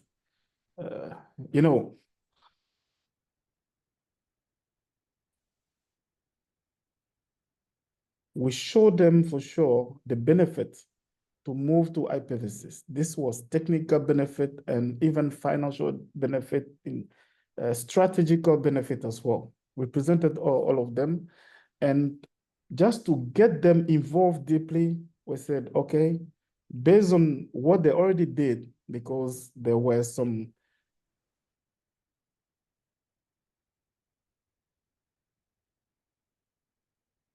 important to do this testing with them. And after that, we have the preface. Preface, this is the Minister of Telecommunication in Cote d'Ivoire. After the summit, I went to discuss with him, and he was very happy, about how we are pushing digital and how we are pushing, let's say, the country itself to move very fast, because the president of Cote d'Ivoire, one of his biggest challenge that he gave since he was in country is to improve the digitalization in Cote d'Ivoire. So this is something that was very happy for that. So we have a preface with them, with the ministry, with the AITCI. It was a woman, Madame Bamba Touré Nawa. Unfortunately, she has been replaced by another guy. And we have as well the preface with the CEO of Institut National Polytechnique. This is on the first polytechnic, Félix Houphouët-Boigny in Côte d'Ivoire. Just for your information, I have been, let's say, studying this university a couple of years before. Dr. Musa Abdul Kader, I know him very well. So this is very, very kind person. And after that, because everyone now is aware how we can use IPv6, how we can move forward in IPv6. So the regulator himself, they came to see us again. They said, okay, we can see that things are moving. Things are moving because the operators, they are moving to adopt IPv6. And we have tech companies as well. They are pushing to adopt IPv6. So from the regulator perspective, we want to as well to be part of this, let's say, challenge. And we say, yes, the floor is yours because you are the one that's supposed to regulate and know very well everything that's happened in this. So it was in July 30 in Yamoussoukro, again, because I say again, because Mr. Latif was present again online. It was online. It showed, let's say, how IPv6 and the very good insight of IPv6 worldwide, and how Cote d'Ivoire can move very fast by adopting IPv6 in cybersecurity, let's say in digital improvement and so on in Cote d'Ivoire. Yeah, so many companies was part of this. I mean, they were part of this initiative in Yamoussoukro. We have more than 20. They say in the publication, I mean, the public does say they said 20, but it was more than 20. All the operators were represented. The ministry itself and the cloud companies, because there are some private cloud companies here in Cote d'Ivoire that they're about to migrate to IPv6 as well. So we compare because, as I said, we release a white paper. So we compare the recommendation that, let's say, we release in this white paper and the conclusion of the last summit that we have in Yamoussoukro. Almost all the proposal and the recommendation that we did have been taken into account and will be transmitted to the minister, let's say, to be approved officially, so that we can, let's say officially said the whole company, I mean, the whole country is embarked for this IPv6. So I will maybe go through some of them to go quickly. So the first recommendation is to create a high-level national IPv6 strategy. So that's this is something that has been adopted so far. We have as well to set up IPv6 industry organization. Okay, we have the council that has been created, and we are going to create a task force. The task force is for the country itself, to go through in detail.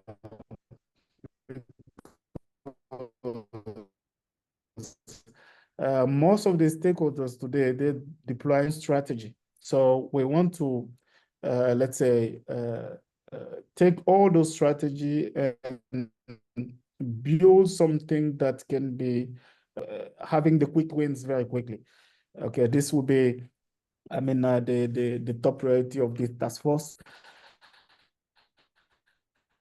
So we have as well how to encourage IPv6 enhanced pilot and operation government network with some scope, small size, and then scales. Today, to honestly speaking, this is something that we already passed because the major, let's say, actors in Cote d'Ivoire, they are already moving to the IPv6. I will show you, let's say, in details, let's say, the progress for that.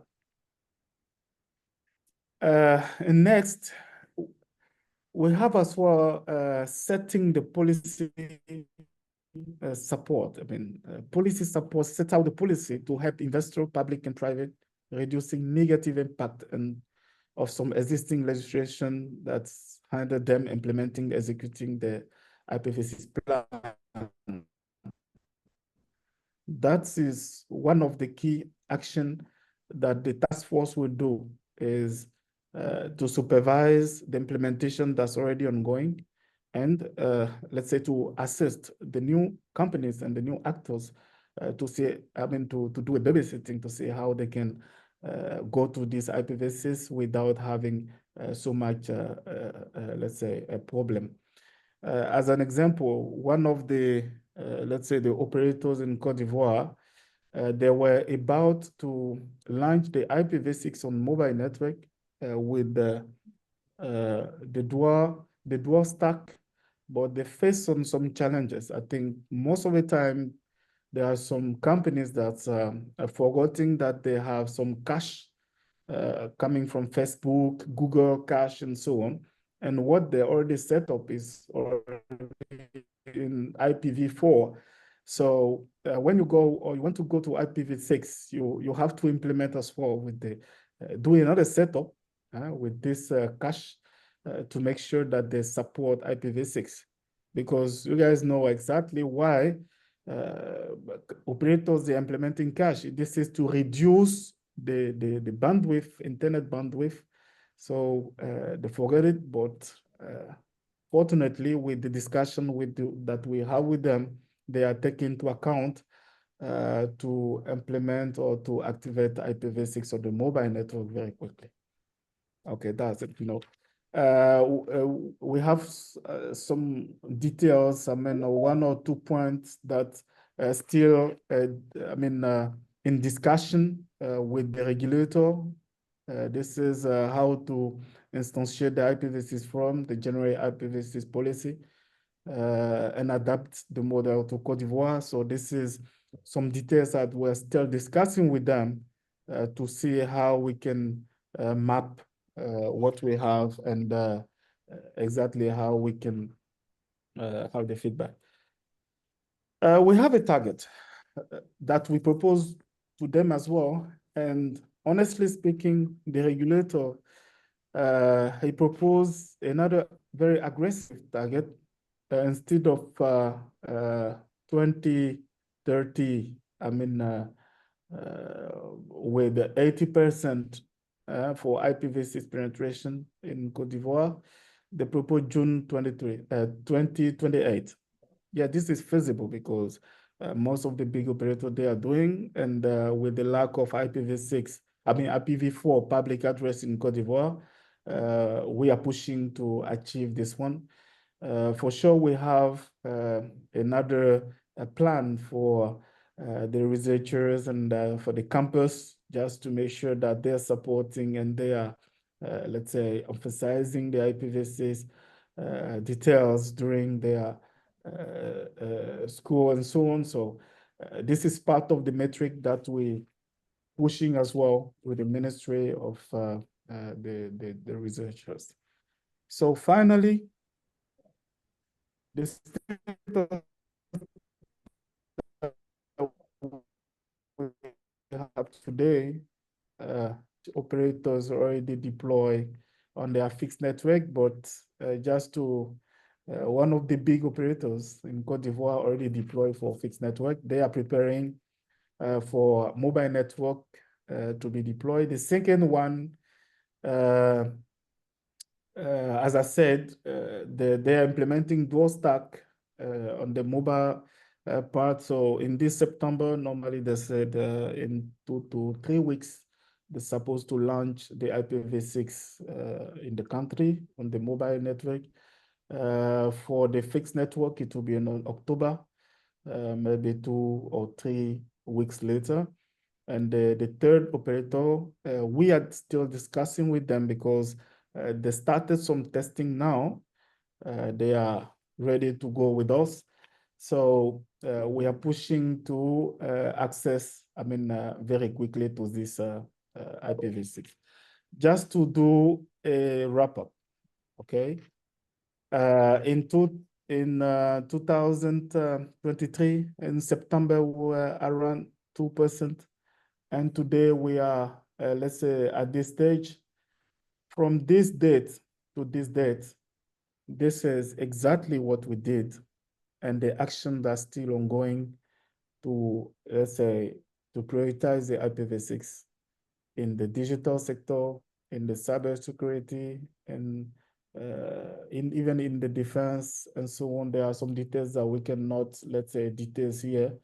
But thank you again to Mr. Latif and everyone for your support, because this is very good for us to move very fast.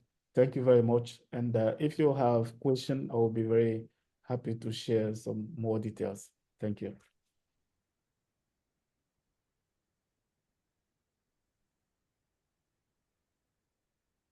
Thank you very much, sir. Thank you very, very much. We have to move on pretty fast because we are very much behind schedule. So we are calling on our next speaker, the person of Sirisha Dandu, the CEO, Aka Lev Technology Solutions. Ma, the stage is yours. Thank you very much. Thank you so much. Can you hear me clearly? Yes, we can hear you clearly. Okay, great. So first of all, I think it's such an honor to be on this platform. I've heard most of the speakers, and fantastic points have been brought forward, and there was a lot of energy and enthusiasm that I wish to take much further. A lot of the points I was going to say was discussed as well, but that doesn't stop me from giving my own unique perspective of what I see and think we are in store for, right? Okay, so I'll just introduce myself briefly. I'm Sirisha Dandu. I come from India, but I currently am located in Saudi Arabia, and I have my company in India, Saudi Arabia, Nigeria, and Sweden. I'm trying to find a way to, sorry, yeah. Yes, and so we primarily, I have spent several years, over 15 years in cybersecurity. IT, started my journey with IT and then moved on to cybersecurity. And I'm really passionate about the field because I think on a daily basis, I feel very empowered, and I feel that we are supporting organizations actually thrive and become the best versions of themselves. So I've also got chance to move around quite a bit. I was in Nigeria actually for 5 years, where I was part of Deloitte team, building a practice and working in West Africa as a whole. And then I moved around to Middle East and US and UK and Sweden a little bit. So thank you so much for being here. Let's talk a little bit about what I think are the key risks and opportunities that we have, right? So I want to paint a picture for you. We all know, we've already seen that IPv4 just has around 4 billion, 4.8 billion, 4.3 or 4.8 billion IP addresses, right? And then IPv6 has around 340 on decillion, which is my previous speaker has said 38 zeros after 340, which is pretty huge, right? So just I was just thinking about this, and then it occurred to me that just imagine how many addresses already India and China would have taken, right, out of the 4.5 or 4 billion odd. So just imagine, with the growth we are experiencing in digital world across the world, the population is growing, number of devices everybody owns are growing, organizations are growing, we are entering into IoT, and the digital space is expanding so vastly, right? So there is no reason why something like IPv6 should be a super hit thing. There is no reason why people should not jump to adopt. It's because it's like uh, i- so it's not an inexhaustible resource. We human beings, we have very less choice about inexhaustible resources. We can't do anything about it. But IP addresses and being on the internet is not one of them, right? But then there are many limitations and the many perspectives stopping us from achieving that. And let's talk a little bit more around that. So as you see that Africa is expanding super fast. Africa has been one of the top fast growing countries which digital evolution for the last decade, with number of mobile phones increasing, number of people on internet increasing, number of payment platforms and financial inclusion increasing significantly across all of Africa, right? All of this boils down to simply being on the network, being on the cyberspace. And if the cyberspace is not able to accommodate all of these people coming onto the cyberspace, it's going to be a problem. Somebody is going to suffer. So overall, the system it will start small, but the impact will become larger and larger as we are growing in size without any limits. Right today, there's no limitation to how much one can digitize and how much one can innovate with AI amidst us quantum computing coming right at our doorstep, right? And then Africa's adoption is a little behind. I will show you a picture that I saw in internet, which is kind of representing where we are with respect to IPv6 adoption. And then the rising demand for platforms, digitalization, IoT devices, etc., etc. So I just also want to paint another picture. So imagine all of you know what network actually is, right? So network is like the first layer of defense that any organization or any of us have when we connect to internet. How your network is organized is your first layer of defense. So think of it as your boundary wall of your house, or your house walls of your house itself, right? So you need it to be strong. You need it to support you against natural disasters, against theft, against attacks, and all kinds of things, right? So that's what you want to expect from your boundary, that at least the basic and the first premise that you have, where anybody can actually attack you or the organization you're working for. Now just imagine that this boundary is expandable.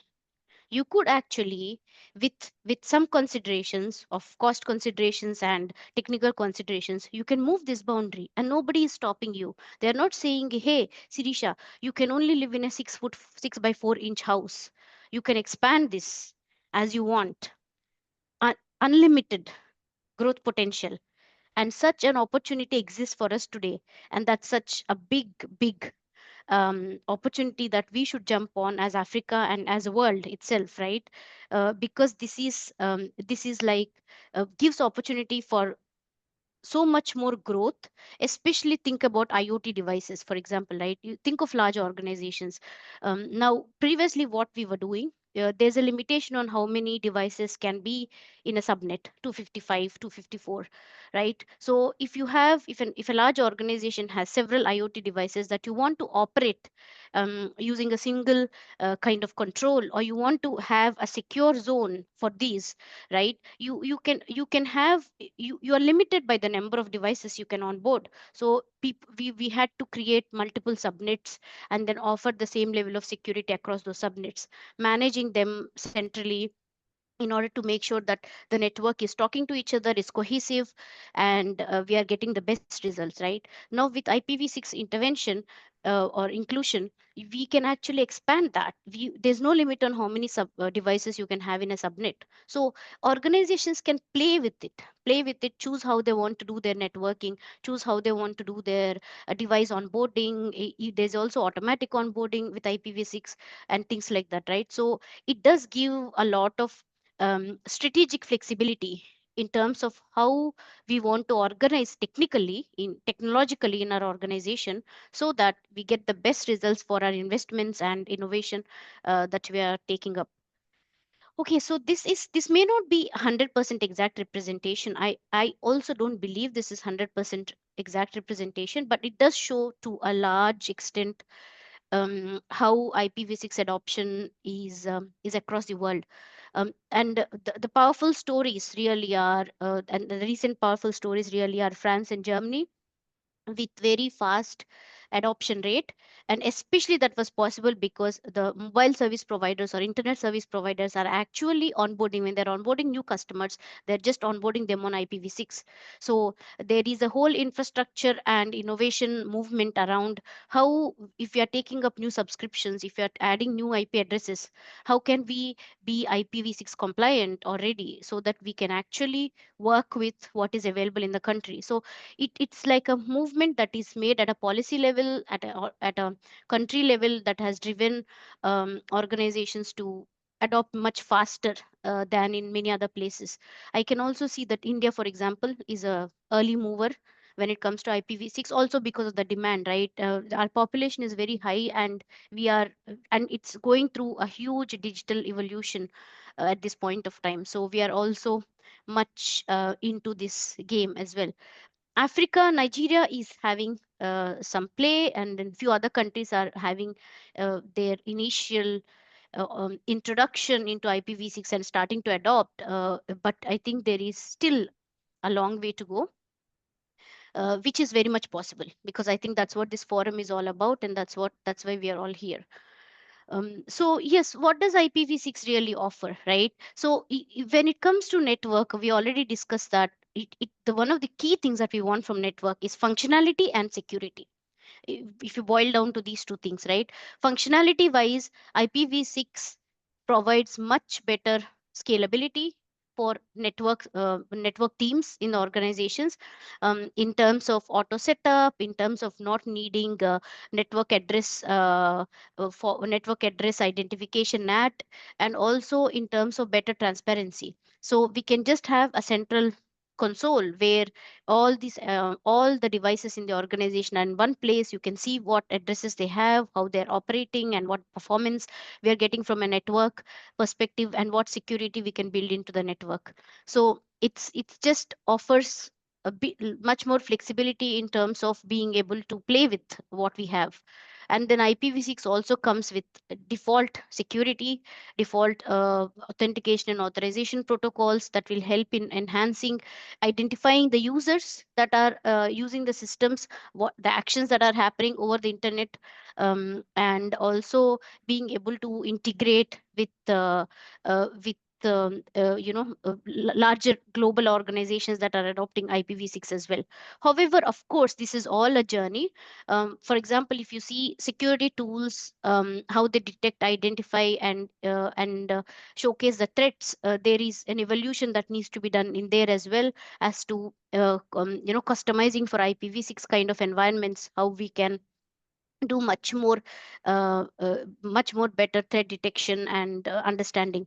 But then the journey has to start somewhere, and I think large organizations can be real testing grounds for this, especially data centers. For example, large scale data centers that are in Africa, they can be the testing grounds for adopting IPv6, because they have many IP addresses. They provide large number of IP addresses that are publicly that needs to be accessed publicly, and then it becomes easier for them to manage.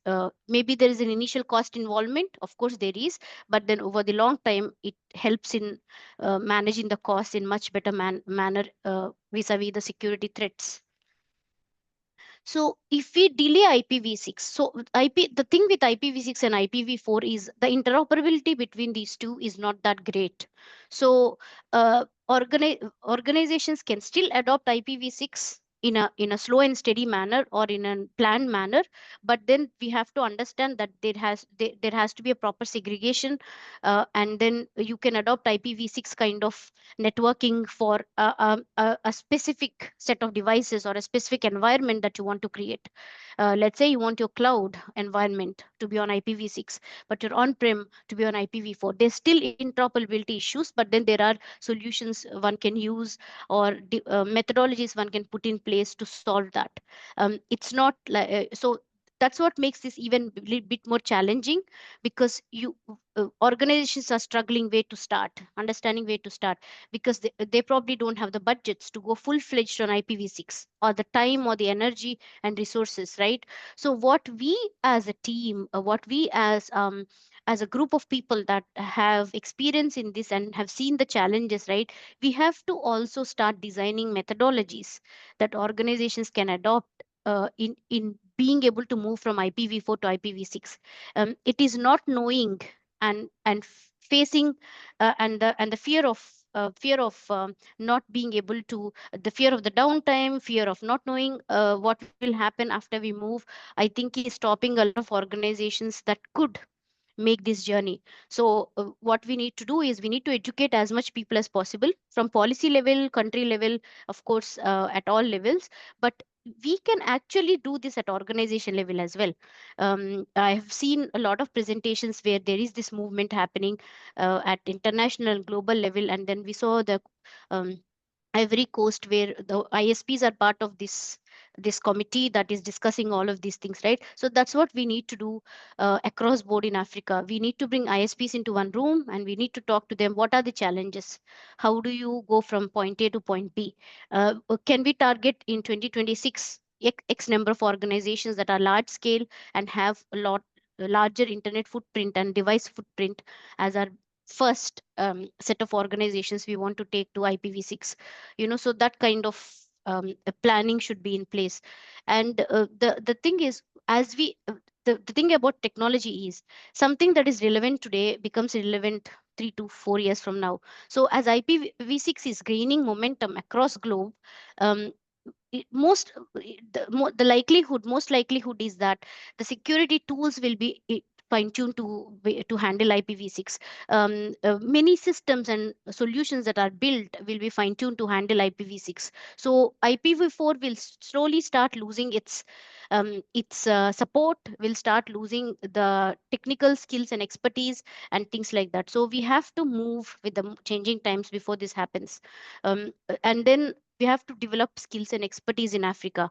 So we can actually, for example, this group of people can actually, we can plan some training forums where we can pick young African youth that are interested to learn networking and interested to understand how IPv6 works and how to configure it, how to build systems using IPv6 as your network layer, and then also how to build systems on top of that, how to route, how to connect systems, how to oversee and maintain the connectivity and things like that, right? So I think building local expertise is modern systems is very important. Of course, modern systems could because if you don't do this and move to IPv6, then we might actually have issues with being more in the riskier side because of not having the skills to um, understand and explore if something happens. Let's say if an attack happens, how do you understand where it happened? People understand the traditional networking. Everybody knows that IP addresses have 255.xxx, right? You know that. And then all ethical hackers, if you see on a day-to-day basis, they know how to look for IP addresses. They know how to scan them. They know how to understand what are the systems, which system could have what IP address. But then with IPv6, that changes quite a bit, right? So with that, how do we take care of the skills that are needed to maintain this along vis-a-vis the change is also a big transformation that needs to happen in Africa, without which we will be more risk than before with IPv4. So call to action for Africa, of course, create national policies to accelerate adoption. That's very key. I know a lot of speakers in this room are working at national and international level, which is, I think, phenomenal. This has to happen at a national level where national policies dictate a roadmap like Vision 2030, for example, a Vision 2030 where we say by 2030 we want all devices or at least 70% of devices in this country to move to IPv6, and then the ISPs will pick that queue and then they will start building infrastructure and facilities that can make this happen. In investing in training and workforce deployment development is very, very important. Anytime a new technology comes, right? First of all, in cybersecurity field, we're grappling with the AI evolution. Every day, we are cybersecurity professionals are having to evaluate what happens if this AI tool comes into the organization? What is the data security concerns? To what extent are we exposed with these APIs being connected everywhere, to the core systems and to other non-core systems together in one place, right? So there is just so much of technical overload that is happening when it comes to cybersecurity. So if we do not develop workforce to meet this challenge of upcoming major innovations alongside IPv6, we will be at short of resources, we'll be short of resources in Africa, and then that will lead to a lot of problems in not being able to meet the needs from security standpoint. Foster collaboration between governments, telecoms, and enterprises. I think this is very key. This can only happen with everybody coming on board. Everybody that has spoken before me has said this. I can't emphasize this more, because this is a major transformation. This is not something that that an organization by itself can just say, I did this and we're good. It's about interoperability. It's about being able to be on the same page and communicate. It's about cost as well. If nation doesn't come together and set cost expectations of what it takes to transfer from IPv4 to IPv6, it will become very hard for organizations to make that journey, because they don't know if they're paying the right price. They don't know if they are the ones that are paying the price of early adopters, which is also a fear factor which a lot of organizations have, right? Cost is quite important, and it would cost to make this journey. So people like us, people that have this responsibility, we also have to prepare models, methodologies, and frameworks that will show organizations like, this is a strategy. Today you have this many devices, your asset base is this much, you need to transfer this to this IPv6. What is a journey and how much would it cost you? And this can only happen if there is a integrated understanding um, at a country level, at Africa level, as to what this means to us. But the truth is, this is the future. I don't think anybody can say or deny that moving from IPv4 to IPv6 is the reality that we face today. This will happen sooner or later. We are going to run out of the number of IP addresses that are available, and organizations will not have any choice. You go to an ISP and ask, hey, I want to another public IP, and there's just not any left. So what will you do? And then there are limitations of number of devices that each subnet can have. So there's only so much that goes around with IPv4. And then we also have to move quickly to secure Africa's digital future, because Africa's digital future is so fast growing, exponentially growing, and very soon we are going to face more and more cyber threats. In my work, I see cyber attacks almost every week, on bad days almost every week, and then I see sometimes seasonal attacks, sometimes attacks on a certain kind of organizations and things like that, right? So that is the reality. The hackers are actually getting ahead of the game in comparison with organizations. They are understanding, okay, this organization has just moved to IPv6. Okay, we know what to do. We know how to. They probably don't have a clue as to this vulnerability that exists, that could be exploited. So we have to move very fast. We, alongside the digital future, we have to move very fast from cybersecurity perspective as well. So I would also request this forum to make it a main goal, besides the digital transformation that comes with IPv6 adoption, to take cybersecurity hand by hand, because there's no other way to do this. We have to move with cybersecurity hand by hand at every step of the way. So where we go and talk, we have to talk about both the technical advancement and the cybersecurity advancement that is needed in order to adopt IPv6 and make the journey from IPv4. So with that, I close my presentation. We are open to questions. I hope I didn't take more time. I tend to. If I didn't, then that's really good of me. You were on point. Right, Thank you very much. Thank you. Thank you so very much, Temitope. Thank you, Sirisha. That was great. That was elegant. And in fact, he obviously can be less from an Amazon like you are. And quite beautiful session we've had in this last technical session. Dr. Jameson opened up with quite a whole lot. And I so cherish the kind of work he does, because quite very many years ago, the Net Mondial started like something that won't even evolve. But today, I can imagine all the works that they've put into that. And by today, we are speaking to all those developments, and we're even trying to do more. So thank you. Thanks again, Mr. Atibutokwe. I think at this point, we are happy to have rounded up this session. And I think everybody should please give them a round of applause. Let's just let's appreciate them. let's appreciate them. And the next session will be another very insightful session.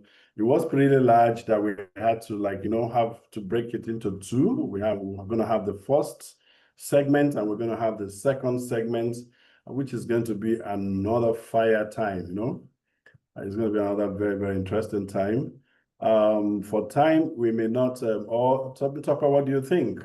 That session review that we talked about can still go on by way of questions. In case anybody has questions, please continue to drop those questions, and we'll be able to make all these things come up real life with quite very relevant responses from every speaker and panelist that's going to come, and so that we can actually share this to the public much later. Tell me, talk about your word. What do you think? Yeah, I think we should go on with the next speaker, then take the questions when we think we have more time, and we push them through. Right. We really, also to really have remember, thank you. Also to have that to also remember that we have the wonderful Musa Onlue on the call since the beginning, and quite a very fantastic job he has done there. It's also very, very eminent, and I'm sure he's still on, so that we kill this together. The next session will be quite some sets of another very great set of panelists. I will just do like a general review. We'll just do like a general review. I have a general review. The first, we're going to have, in the first segment, we're going to have, okay. I think I have, okay. Can we have a word from Professor Latif at this moment? I hope he's having a fun time. Professor Latif. Yeah, I'm okay here, huh? Yeah, excellent, excellent. Thank you. And I was also happy to have listened to Dr. Chris. That was also quite, because we missed him at the beginning.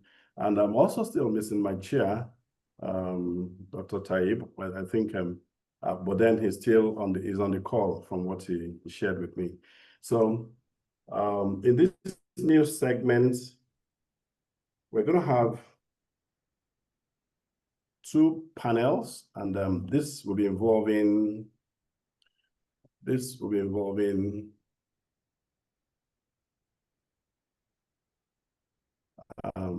initial panel that will be opened by Dr. Chris, the co-founder himself. And we are also going to expect on this panel Fiona Asonga, the president of the Kenya IPV6 Council, if she's on the call yet. And we're also going to have Frank Anati, Regional Coordinator, West Africa for Africa IPV6 Cybersecurity Task Force. Frank Anati, I think I had acknowledged his presence.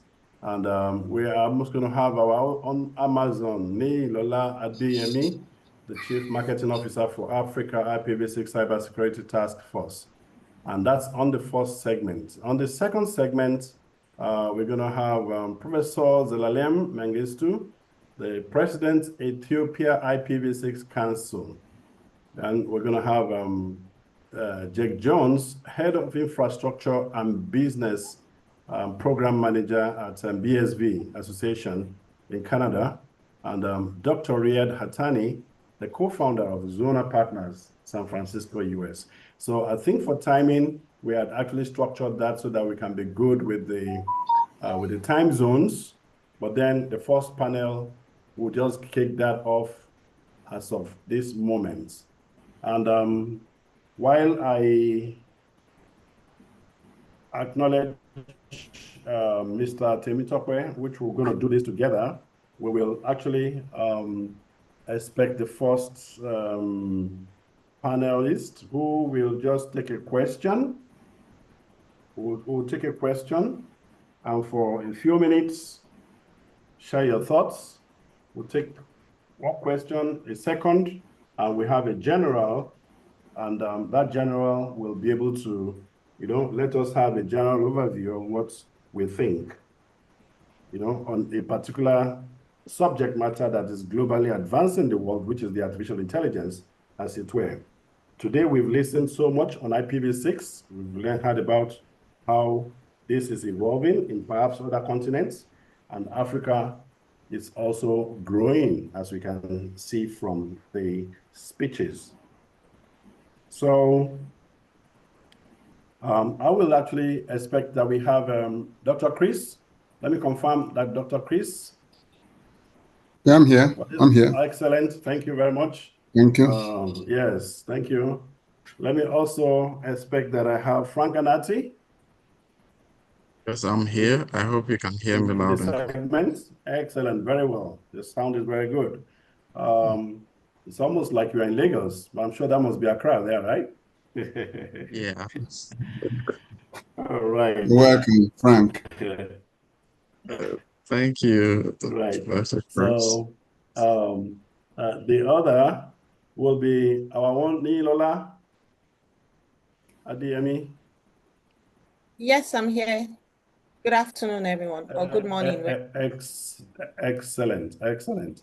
And may I know if we have Fiona Songa, President of Kenya IPv6, on the call?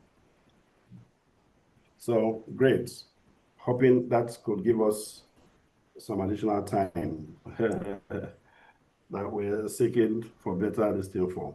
All right. So at this moment, permit me to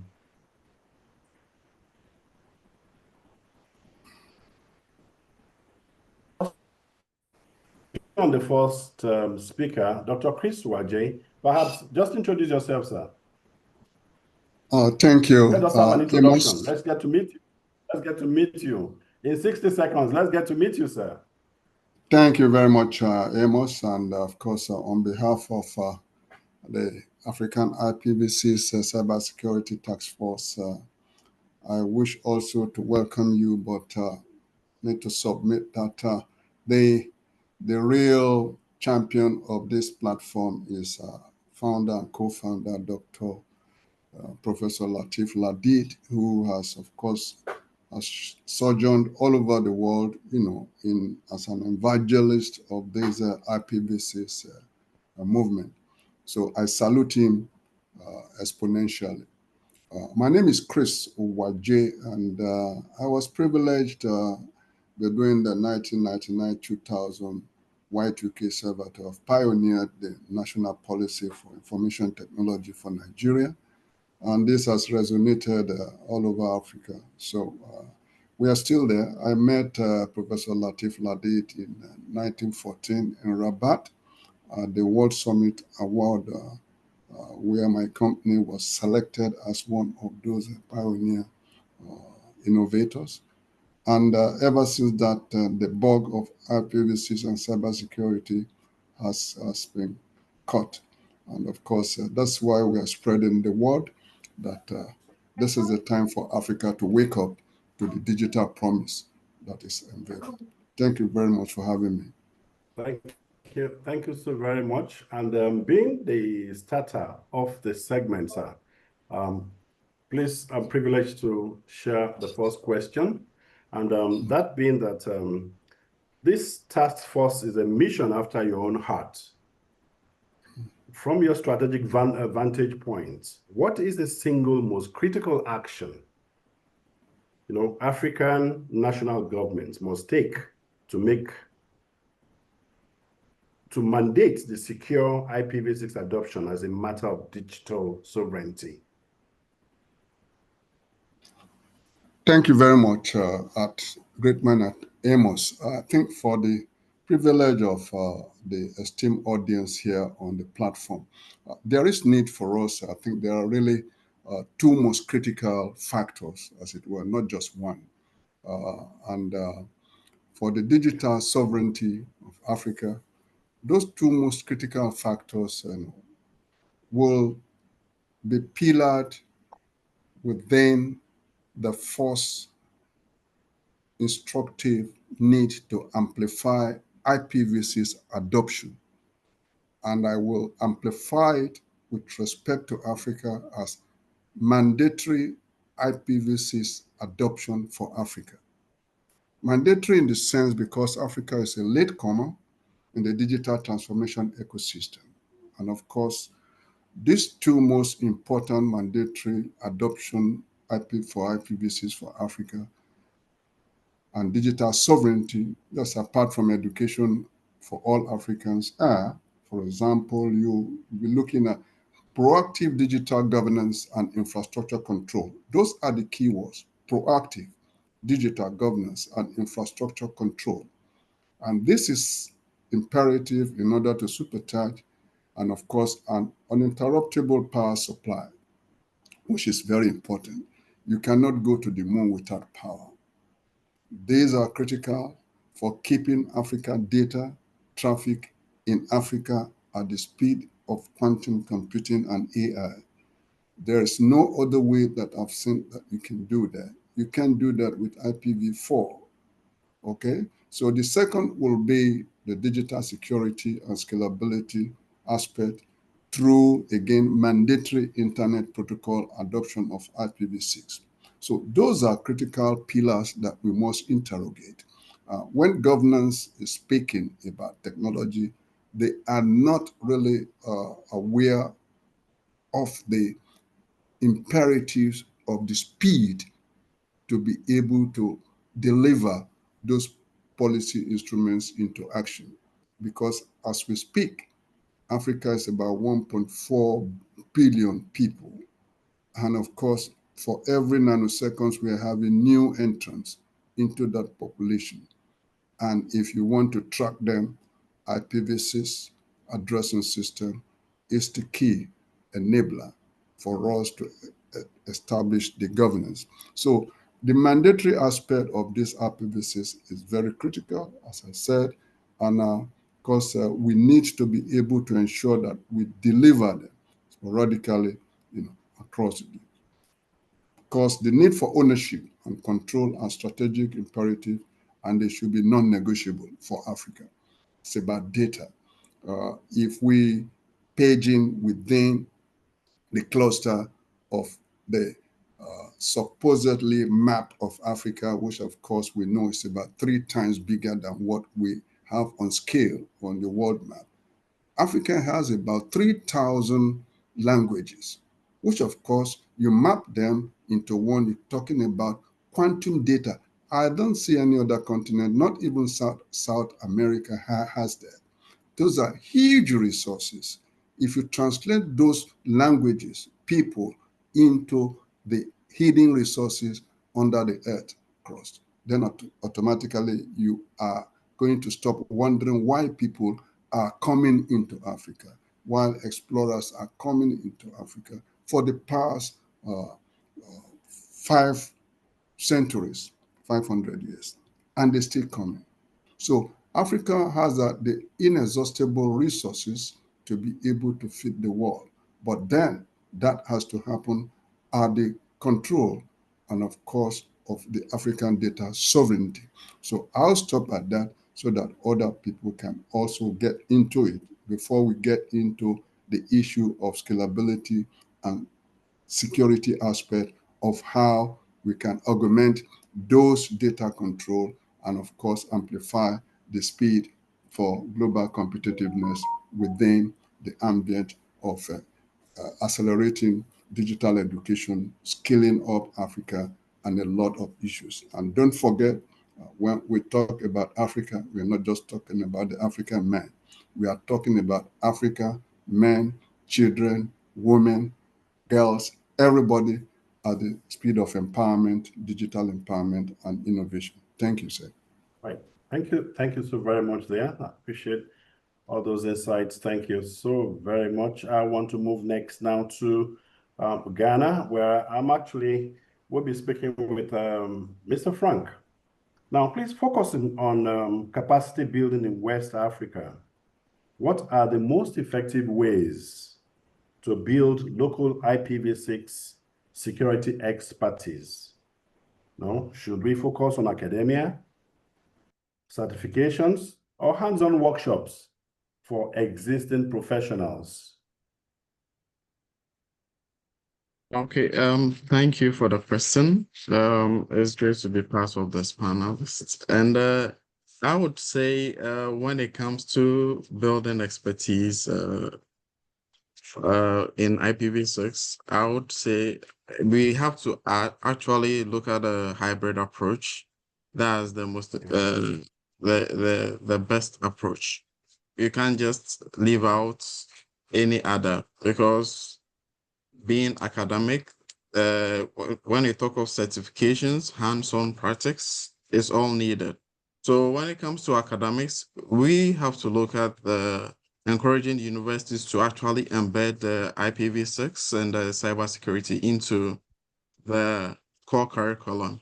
So it shouldn't just be, security shouldn't be more of an elective, but it should be part of the core subjects that every person needs, because the security of your digital assets is very valuable.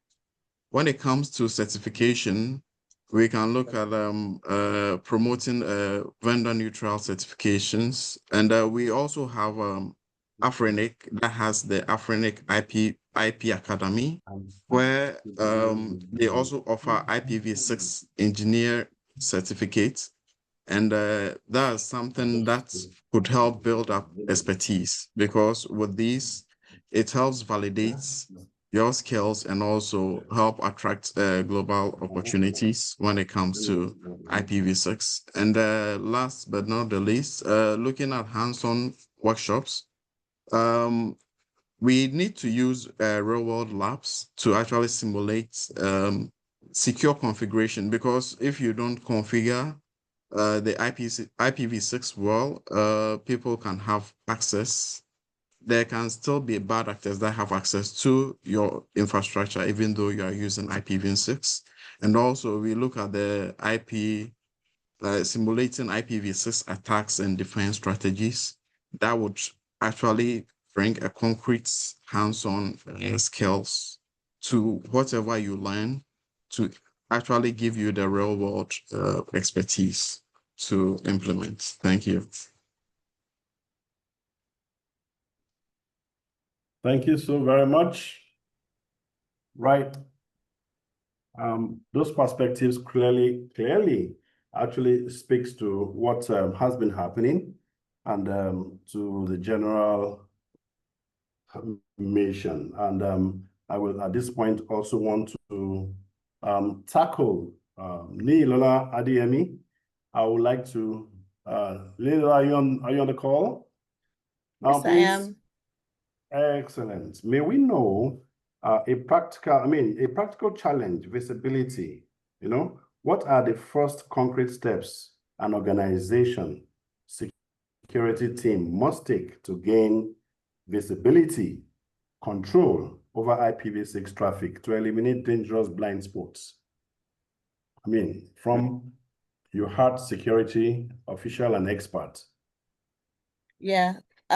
Thank you very much, and I'm happy to be here. It's been an interesting session since morning. Looking at the visibility and control that the security team must have, when it comes to IPv6 traffic. One, you need to even understand what IPv6 is, and from all that we've been speaking since morning, the adoption is not as fast as the technology is moving, right? So the ability to be able to assess the IPv6 on your network is even one of the critical steps that you need to take. And what do I mean? So before you even start looking at the entire network, you need to check your current infrastructure your current security infrastructure, right?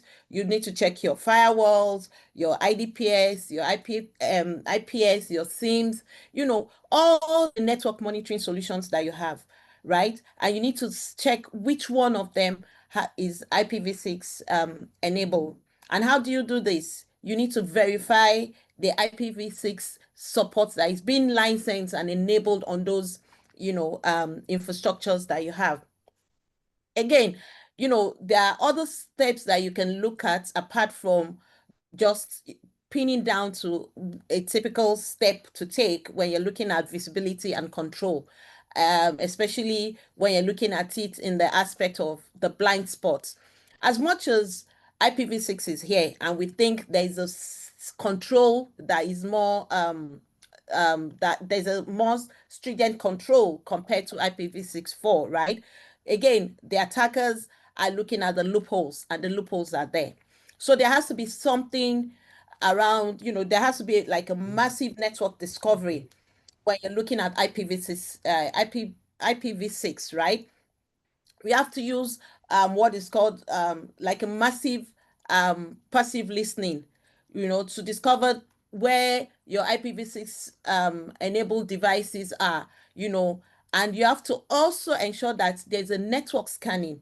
You have to be able to scan your network. So right now, you know, you can use different different tools to scan your network. You can use like the Nmap tools to scan your network, you know, and you make sure that right now you realize that the brute force scanning is on IPv6 is like more like effective, but with on IPv6 on IPv4 rather, but on IPv6, right, it's not effective, and that's why there's something called array guide that is more effective and more recommended when it comes to IPv6. So that's some of the steps that you look at, and again, you have to have your architecture of your IPv6. You can't rely on the architecture that you have. That's a network architecture. That's what I'm talking about right now. You can't rely on the network architecture that you're using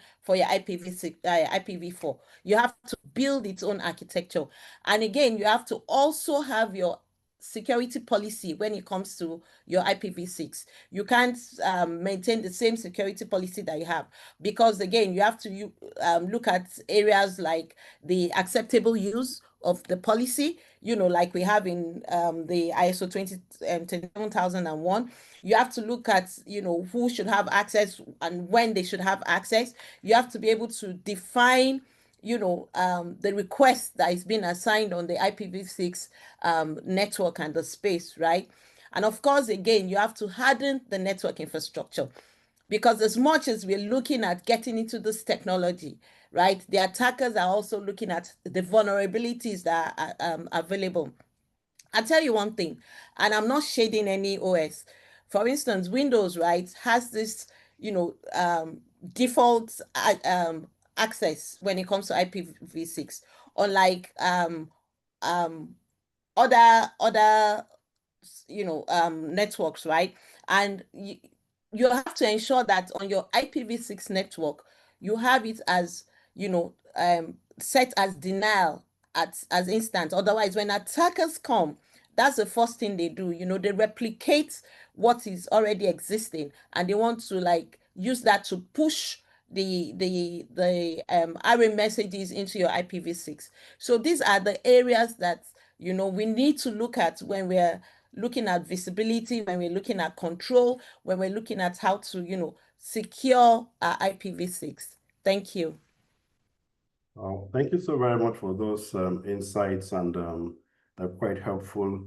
We'll get back to the Oracle, and I think following on the position on the digital sovereignty, what can national regulatory bodies specifically do to encourage not just adoption? That's Dr. Chris now. Not just adoption, but secure adoption. Just should minimum IPv6 security standards be part of national cybersecurity policies, sir? Yeah, thank you very much. I think that is very critical and very interesting question because first of all, you need to define who are the policy makers, all right? What are the background of policymakers? Because when you make policy, of course, policy need to be articulated. There has to be a framework. And this is not policy for government. It's policy for the nation by government. So there has to be a synergy of professionals from the industry who are going to be the ultimate users. There have to be researchers from the education where you build up a national framework to design the policy that will scale and work.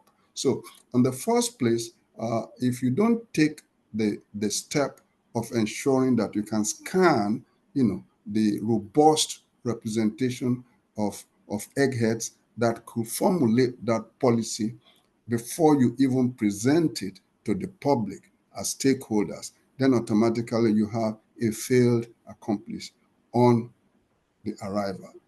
So going forward, you need to believe that the enhanced policy and cybersecurity issues are there to protect against emerging threats. And of course, when you talk about emerging threats, how do you discover those emerging threats?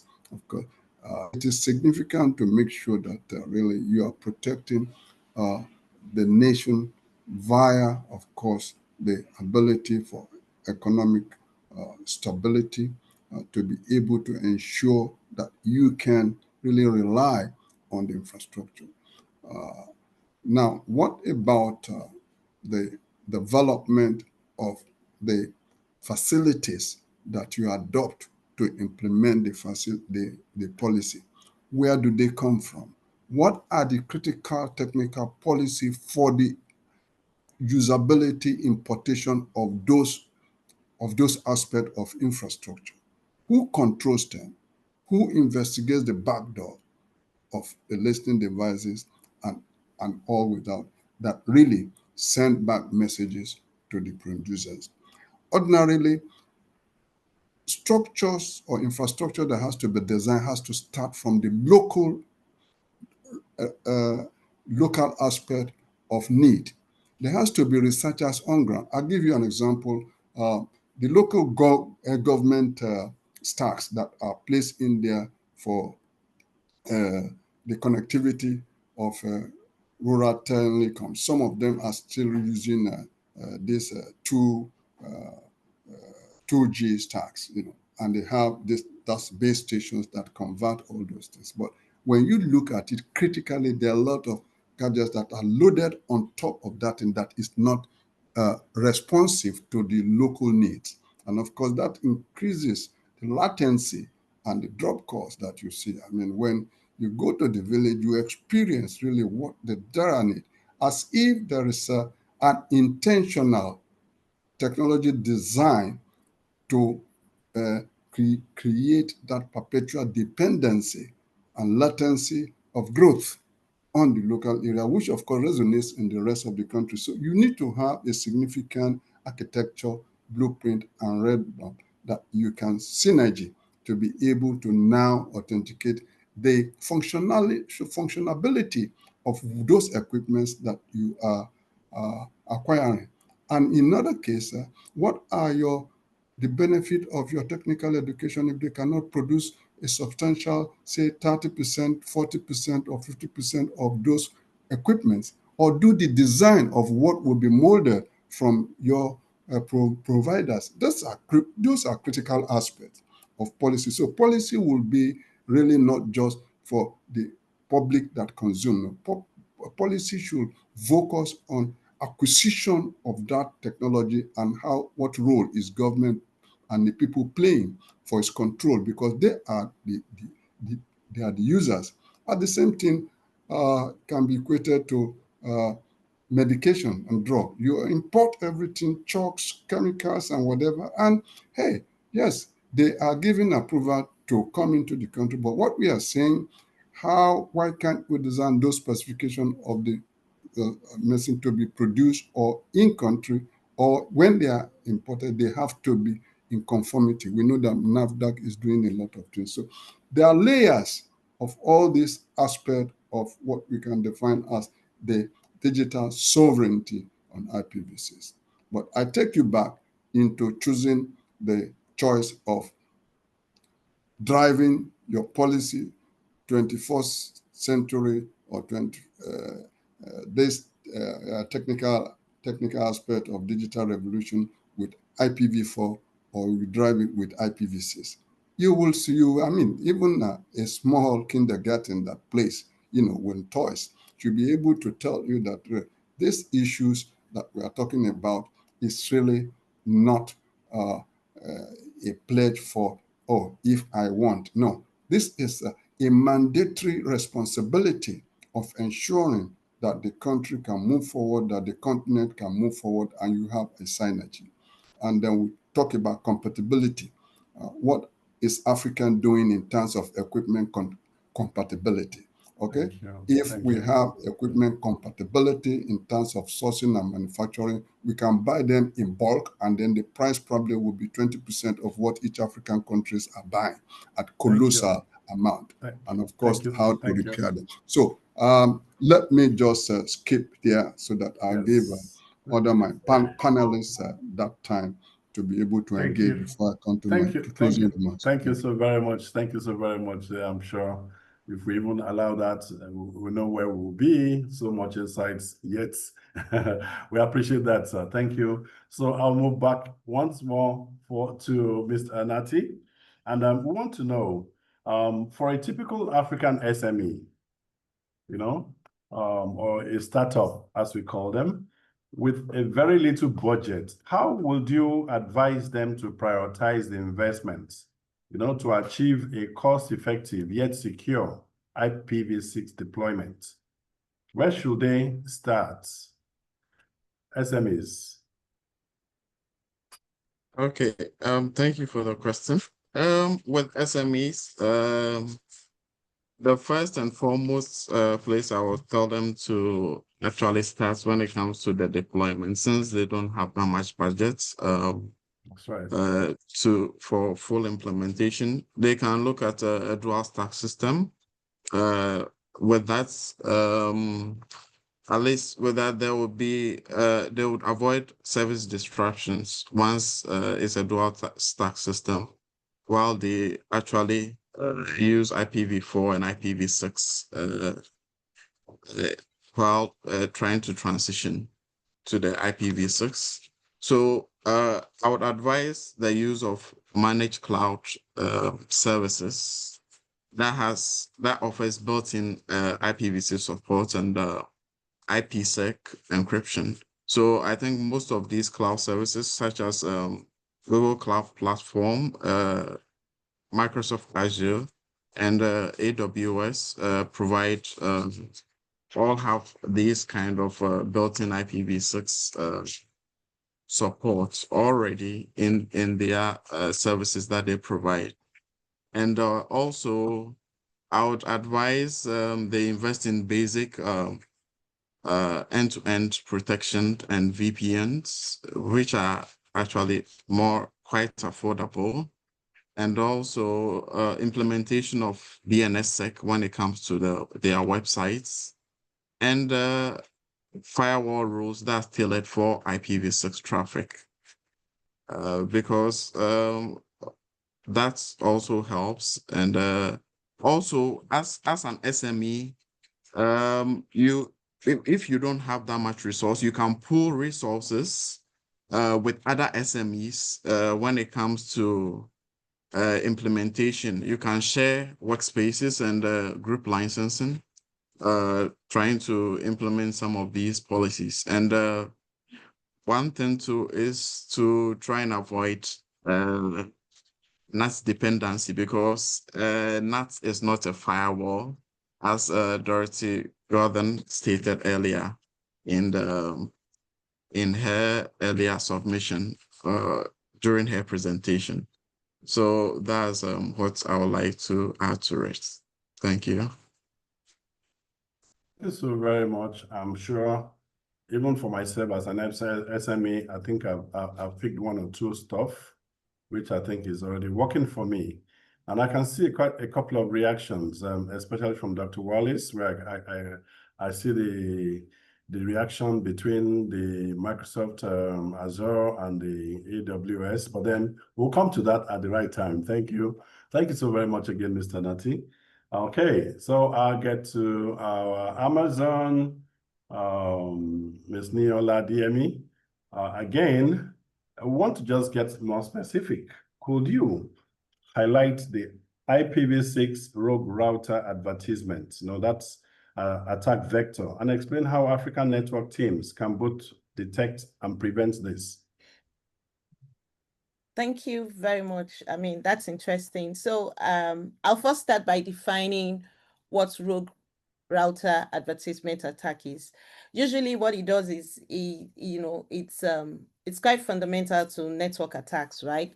And it attacks the neighbor discovery protocol. That's the NDP, right? And it's I can relate it to IPv4 DHCP or IPv4's ARP. So that's what the rogue router advertisement attack vector is all about. That's what basically it's all about. Now, talking about how this attack happens, right? I mentioned earlier that the attacker would deploy the attack, right, by introducing a malicious node to the targeted network. So if the targeted network is maybe, for instance, Frank Bank in Ghana, if there's a bank like that, it will just introduce that malicious node to that particular bank, right, knowing that this bank just deployed IPv6 and they can see some vulnerabilities there, right? And how does it do that? It now comes to impersonate the existing node that they have. So it would broadcast an RI message to that vulnerability that it has identified, right? And it will now take the address of Frank's bank. He would use the default gateway, right? And he would now even replicate the prefix. IPv6 has a prefix. It will replicate the prefix. So you have like maybe your IP with your new IP, with the AAA, maybe your bank is AAA, it will replicate that to get into the bank. And of course, again, he also uses the host reconfiguration. And, we are all aware of the man in the middle attack in cybersecurity. He also uses that as well to, get Frank's bank, right? And is drop on every traffic, everything that is going on that traffic, right? It will intercept all the messages. It will also, sometimes it even performs DOS, denial of service, that the customers will think they're actually connecting to Frank Bank, but rather, they're actually connecting to the attacker, who is the man in the middle, so there's various ways that you can actually, get attacked by the array, vector. But one thing I'll say is, number one, there has to be awareness. Awareness is very, very critical. And, we've talked about awareness over and over today, and we can't stop talking about awareness. We have to train our engineers. We have to, train people around us, just to let them understand that this is not the IPv4, but this is IPv6. And we have to also be able to identify the risk, the new risk that's associated with IPv6. Remember I talked about setting the default, right, in IPv6 in some OS.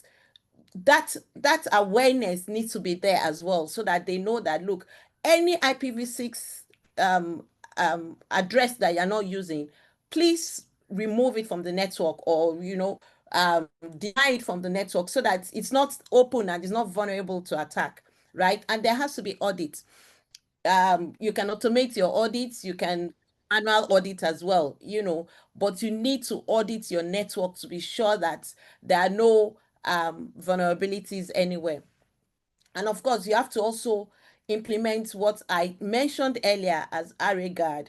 ArrayGuard is the the most, I think is the strongest so far now that's been discovered when it comes to cybersecurity on IPv6. So you need to ensure that all your switches are being managed, are being, you've implemented AREGARD on all your switches, right? And this again, of course, is cost effective, and it will help you, to be able to identify and even block any vulnerability or any attack that might come in. And of course, you have to set up a long-term plan to make sure that, all the what you have to implement going forward, they have their timeline and their stages.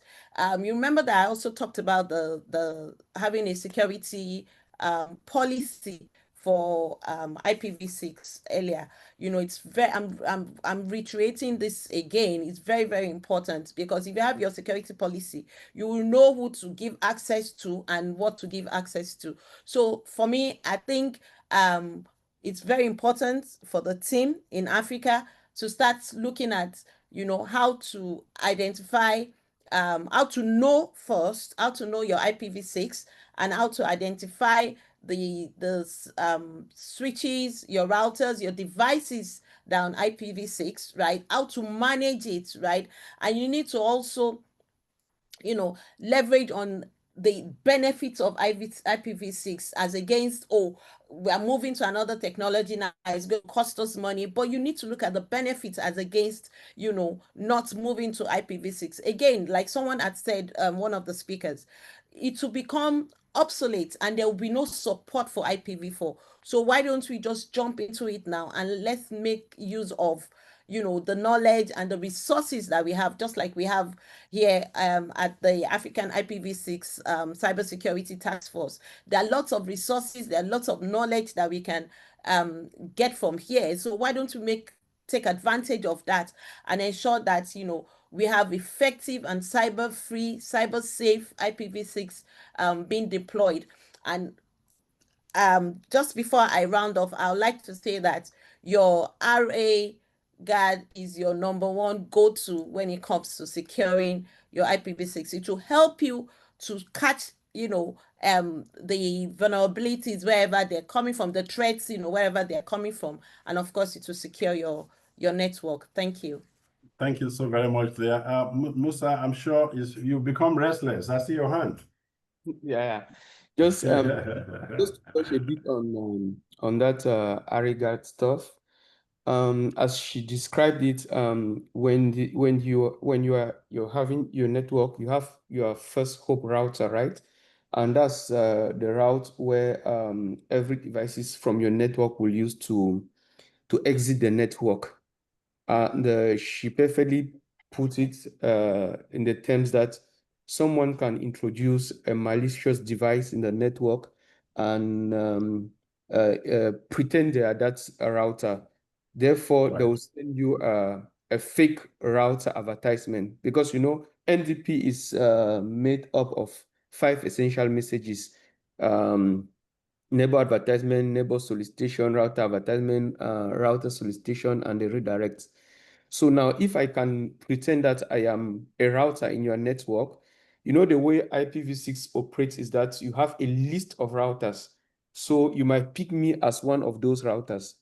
And this is a common practice that has been happening even in IPv4, especially with DHCP, where someone can come in your network and pretend they are a legitimate DHCP server.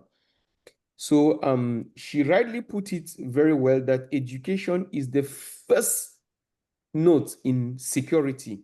Education, people think that implementing complex firewalls and things like that is more important. The most important aspect in security is educating the users in your network.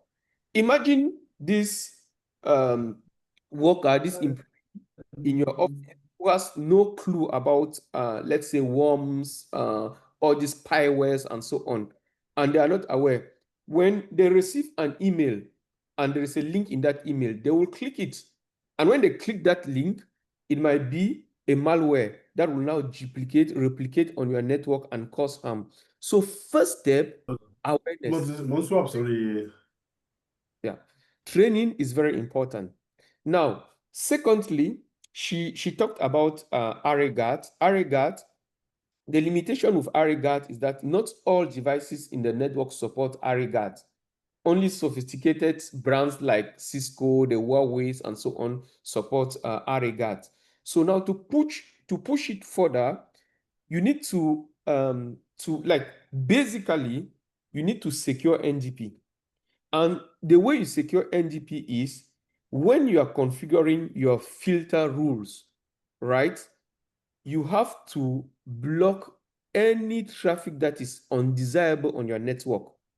And if you have like a demilitarized zone where you have your firewall and you have all other servers, you need to identify what router has the right, which device has the right on the network to be able to send this router advertisement. And then you create a filter, we call them a traffic matrix, where you don't allow any other device apart from this device to be sending router advertisements in your network. This is another way of that you can use AREGAT in complement with the filters. But now, if you are on a network that you have devices, switches who do not support AREGAT, you have to rely on filtering your NDP messages. And now, since we are in IPv6, remember what people did in IPv4? They will just go and, filter anything. Like if you want to filter the ping, they will filter anything. If you do that, you are stopping the ICMPv6 protocol to operate. And you know that IPv6 rely a lot on ICMPv6. So you have to be, the network engineers themselves needs, the security engineers need a refresher course to understand how the protocol, the IPv6 protocol stack works, what to enable, what to disable in your network. So I'll stop there.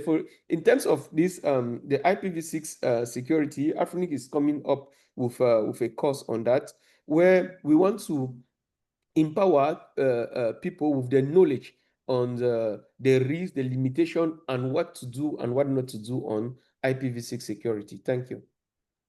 Thank you so much, Musa. That was very insightful. Thank you.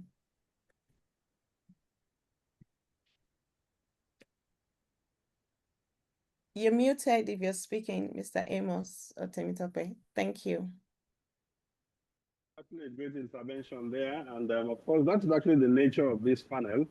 And that was why when we had the opening speeches, these were actually the areas that we need to do some mind mapping with those statements that were made. And even right from Nilola's responses, I could begin to look at what exactly was read from the DG of NIDA, especially that document. If you pick that document and begin to punctuate and begin to put a Grammarly, technological Grammarly on it, to begin to see relationships with what this panel is actually dishing out. And I'm sure we'll get to that very shortly. Let me just put it this way. The next segment, thank you so very much, all the panelists. This next segment will be, I would like to bring back our oracle to that next segment. And we'll want to say that before this segment closes, let me just see what closing can Mr. Anati give. You've seen a world where today we are speaking to IPv6 developments. And at the same time, we are also watching the artificial intelligence global development. So with these two, could you just give us in 60 seconds, a close-up, IPv6 and the global advancements in AI, how do we think this will affect and influence what we do in Africa? Yes, thank you for the question. With IPv6 and AI, that's a great combination, and what is going to give us is going to give us more advantage because we can utilize the AI to make IPv6 configuration and setup much secure, and it will give us more enhanced security if we decide to utilize it in a positive manner. And what I would say is we shouldn't treat IPv6 just as a protocol upgrade, but more of a security reset, because IPv4 wasn't actually conceived with security in mind. And we'll have to look at this when we actually consider when we are implementing IPv6, because Africa, our digital future depends on a secure, stable infrastructure, and that starts with me and you. Thank you.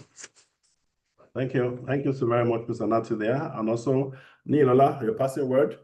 We're seeing these two developments, the same question. IPv6 and this evolution, this AI, it's always been there, but then today we are following up with the global advancements. Just in 60 seconds, your passing words. All right.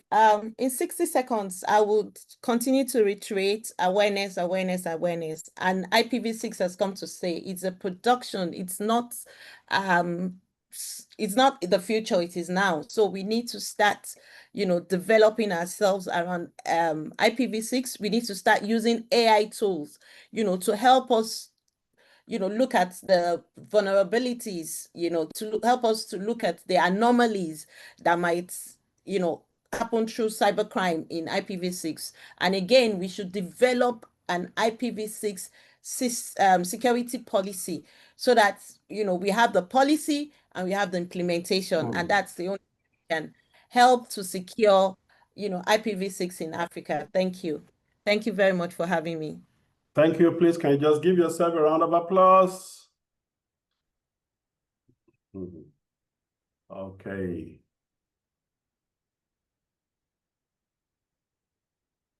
Such a wonderful panel I have there. And just like we've never had anything yet, permit me to bring back our dear Oracle. I didn't want to involve with that last 60 seconds because I know I'm going to trouble you more in the second segment. All right, now, so in the second segment, I have back Dr. Chris Waje. I'm going to have Professor Zelalem Mengistu, the President, Ethiopia IPv6 Council. And in fact, special honor. Thank you so very much. He's been there from the start. Thank you so very much. He's been there from the start. I'm so grateful that you're there. And also we have Jack Jones, the head of infrastructure and business program manager at BSV Association in Canada. Jack Jones. Hi, thanks for having me. Excellent, excellent. Nice. I've heard your voice now. The other time I called, but I saw your message anyway. Thank you so very much. This segment is going to be another very brilliant one. May I know if we have Dr. Riyad in the house?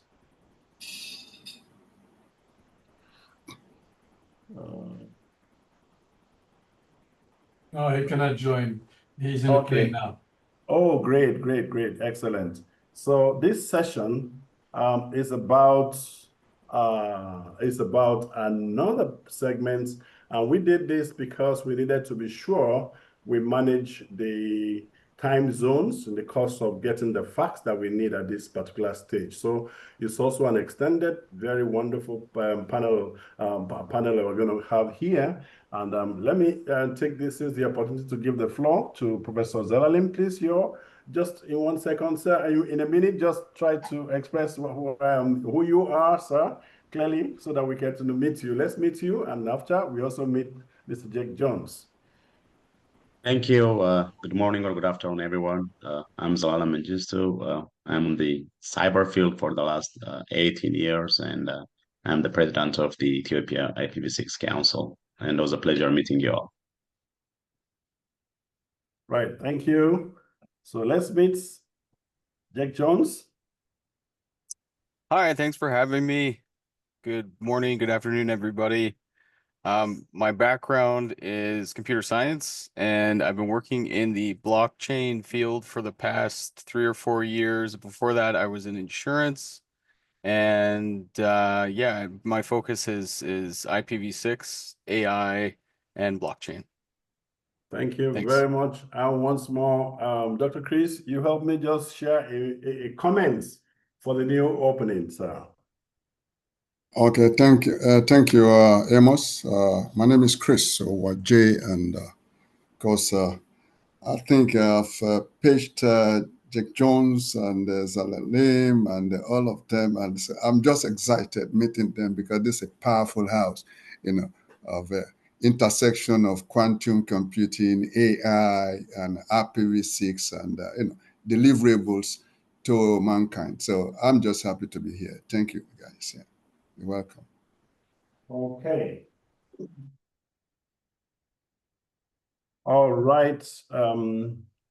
Let me relate my co-moderator, Mr. Timmy Tokwe. Let me also have you on board. Let's share your intro.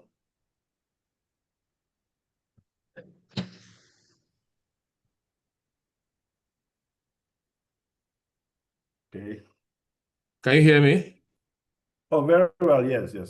Okay, so my name is Timmy Tokwe. I currently work with the National Assembly, but I'm a cyber security person. I have a degree in security, and I'm also very good with sustainability. That's who I am for now. Thank you very much. Okay. Right. So the first question, let me use my piece. Yeah. Permit me to give the first question. Right. Let me start from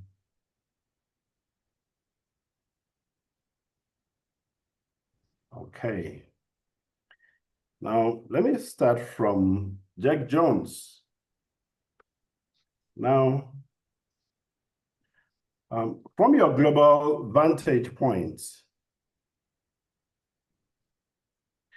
what are the most costly technical and security pitfalls that other regions fell into during their IPv6 transition that African nations must absolutely avoid, sir?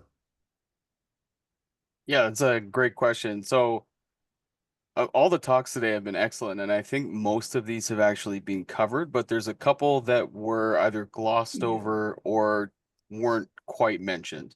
And so I would start by saying the biggest hindrance is delaying the rollout to IPv6. This is obviously very difficult to manage because it's one of those things where it has to do with cash flow and access to equipment and all of that stuff. But if the rollout can be planned or phased out and that cost can be spread out over the phases, I think that's one thing that can help a lot, because otherwise you're waiting until all of your IPv4 addresses are exhausted, and then you're really crunched and pressed for time to try and make the switch over at the last second.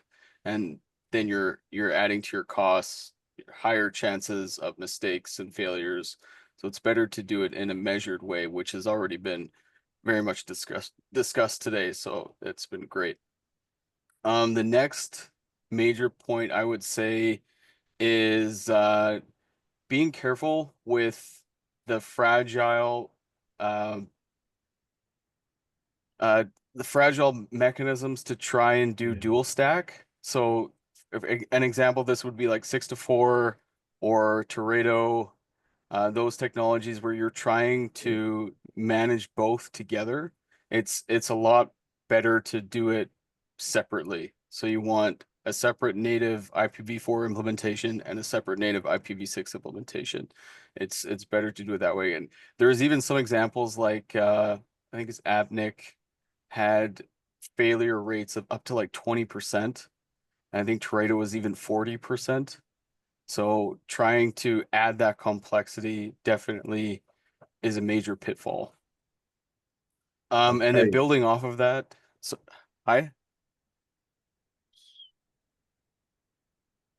sorry, I thought somebody had a question there. But yeah, just continuing on, I guess, building off of that, I would say another big pitfall is the complexity factor. And so this was actually already covered, but education is extremely important because the stacks are so different. You do need to reskill, and you need to have those programs in place to educate operators so that they know what they're doing and they know how to implement, because misconfigurations can happen, DNS errors, all kinds of things can happen if you don't have that good education base set up.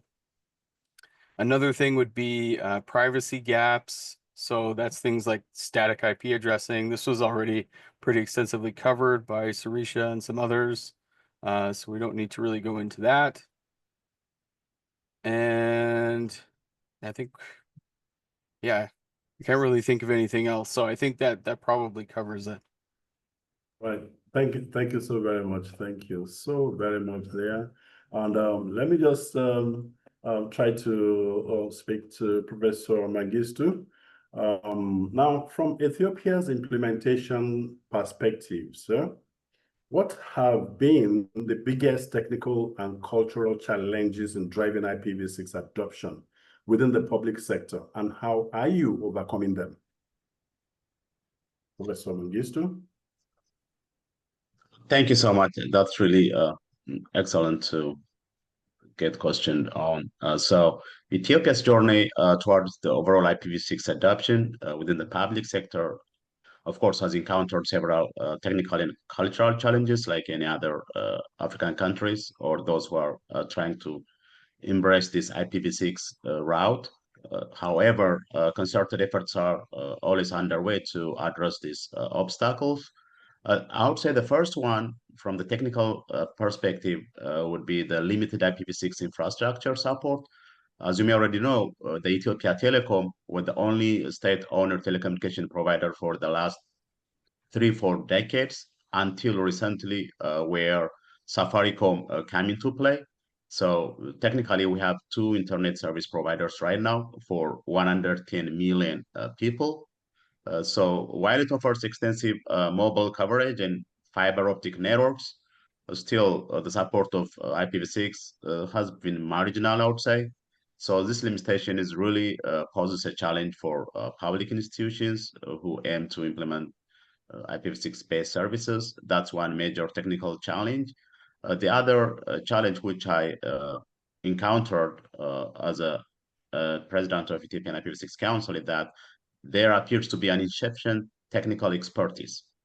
There is really a shortage of skilled professionals who are proficient on IPv6 technologies, on the consultation, configuration, and implementation as well, which really hampers the efficient deployment and management of IPv6 networks.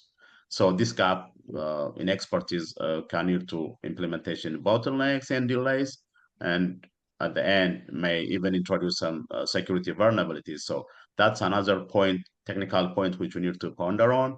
The third main technical challenge is also there's a lot of legacy systems who are not backward compatible. And then many government agencies, I was there last month, and I have seen that there are still some government agencies who run Windows 7. I have seen some. So many government agencies, they operate on legacy systems. They're not compatible with IPv6. So we have to transition these systems to support IPv6. These are the major issues which I encountered from the technical side of the house. But from the cultural and organizational perspectives, there is one resistance to change. I think most of you already know in some African countries, people are resistant to change, especially for the technology. If you conduct some users requirement to migrate or upgrade the system, they are curious, and then they will ask you, does it impact my job? Do I still need to be employed? So that resistance to change is hampering the IPv6 deployment from the cultural perspective. There is also limited awareness and training. I have had a chance to meet even various IT folks. I mean, Ethiopia is doing good on the transformation, deploying digital access, but from awareness and training on IPv6, especially the awareness aspect, we have to do a lot. I'm just working with various stakeholders, Dr. Latif and others. I'm even planning to host some conference sometime in November or December. We really need an awareness. There is a limited awareness on IPv6, so we have to work hard on that spectrum. The other issue is policy and regulatory constraints. The existing policies and regulations may not adequately support the transition of IPv6, so we have to create some policies at a national level for IPv6. And that being said, for overcoming these challenges, I would recommend craft a comprehensive policy development and advocacy. We can also work on those capacity building and training. We may collaborate with IPv6 Forum, Africa Telecommunication Union, International Telecommunication Union, AfriNIC, and other stakeholders. And then also we have to work on some infrastructure upgrades. Investments has to be directly made towards upgrading the current existing infrastructure to support IPv6 implementation, and also public awareness campaign.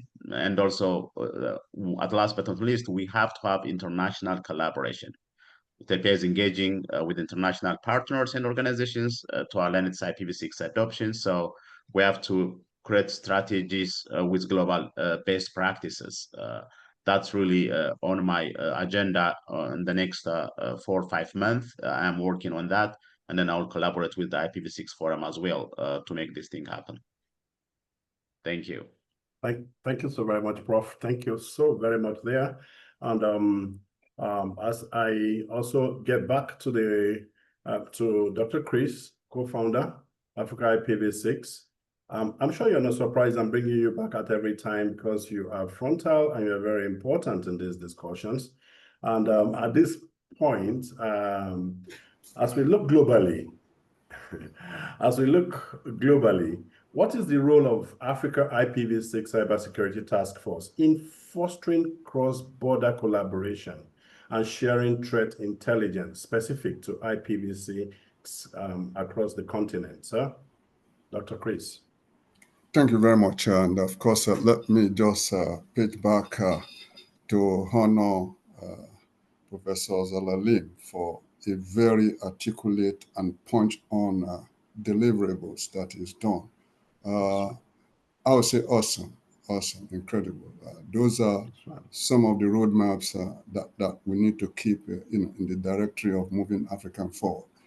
Now, to the thematic about how we can leverage Africa in that direction that you have emphasized. First of all, I think we need to have, just as we have mapped out, this regional representative of IPv6 in Africa to be able to accelerate the adoption, which of course, by the wisdom of Professor Latif Ladid, the task force has created. We have a regional representative in Central Africa, we have regional representative in Western Africa, we have regional representative in Central Africa and in North Africa. So we just are waiting for the one of Southern Africa, which of course we have earlier, engaged, and the response are still building up. So having said that, we have an upper layer chaired by Professor Yusuf Yakub of Open Phone, the MD, the CEO of Open Phone in the US. He is a interregional coordinator of this people. So we have that layer, and they belong to the council. So you can see how those structures are in jigsaw working. So that's, in fact, that's what of the objective that has enshrined into bringing this conference into play, so that we can have an African-wide, dialogue on the future and the roadmap to Africa. I mean, if an African region gets it right, we can package that model to another African region. And when we do the chain gang, automatically you have one Africa talking to themselves through a dynamic platform. I would always argue if China can deploy their services on 1.4 billion people, Africa can have an independent gateway that can do the same thing. This is not a rocket science. We can do that irrespective of the multilingual factors that are there. We shouldn't really be overwhelmed by the physical nature of that technology. The technology that we see is really on the ground. That attempt to question what is the percentage of software integration in the operationalism of all technology that drives the internet and the mankind. You will be amazed to see that really a lot of things are happening behind the scene. And that's why we need integration of experts, as Professor Alima has said. You must have, that handshake of many experts and layers of them, both psychologists, advisors, software, operational software, that makes up a team. So if you want to look at a secured tech environment, look at the team. First of all, look at the team, analyze the team, analyze their job functions, their capabilities, and all that. So from there, you can really measure, the output of what they are doing, and of course, the vulnerability of that system as well. Because the man in the middle and the guys behind the scene are also, knocking at the door, and they know, oh, this guy is there and whatever. And the query that they know, they say, oh, this kindergarten aspect, and they can punch left, right, and center. So what we are saying is that you need to create a bond, a big bond that, can be controlled. One other thing is about data management at our centers of operationality, be it in IPv6 or IPv4. Okay, we litter data. We use phones that are vulnerable that people can hack. It will be recalled that really in the latter years, and it still happens now virtually, that people still pick the dustbin, the contents of the dustbin in front of the porch offices to find one or two informations. And guess what? They do find information that can pierce X, Y, and Z to them. They find pictures online, and to match those pictures on sending messages as if it is your pal that is sending the message. So there are a lot of layers and lessons learned that we can push into the African IPv6 task force domain to be able to ensure that everybody have one standard of operationality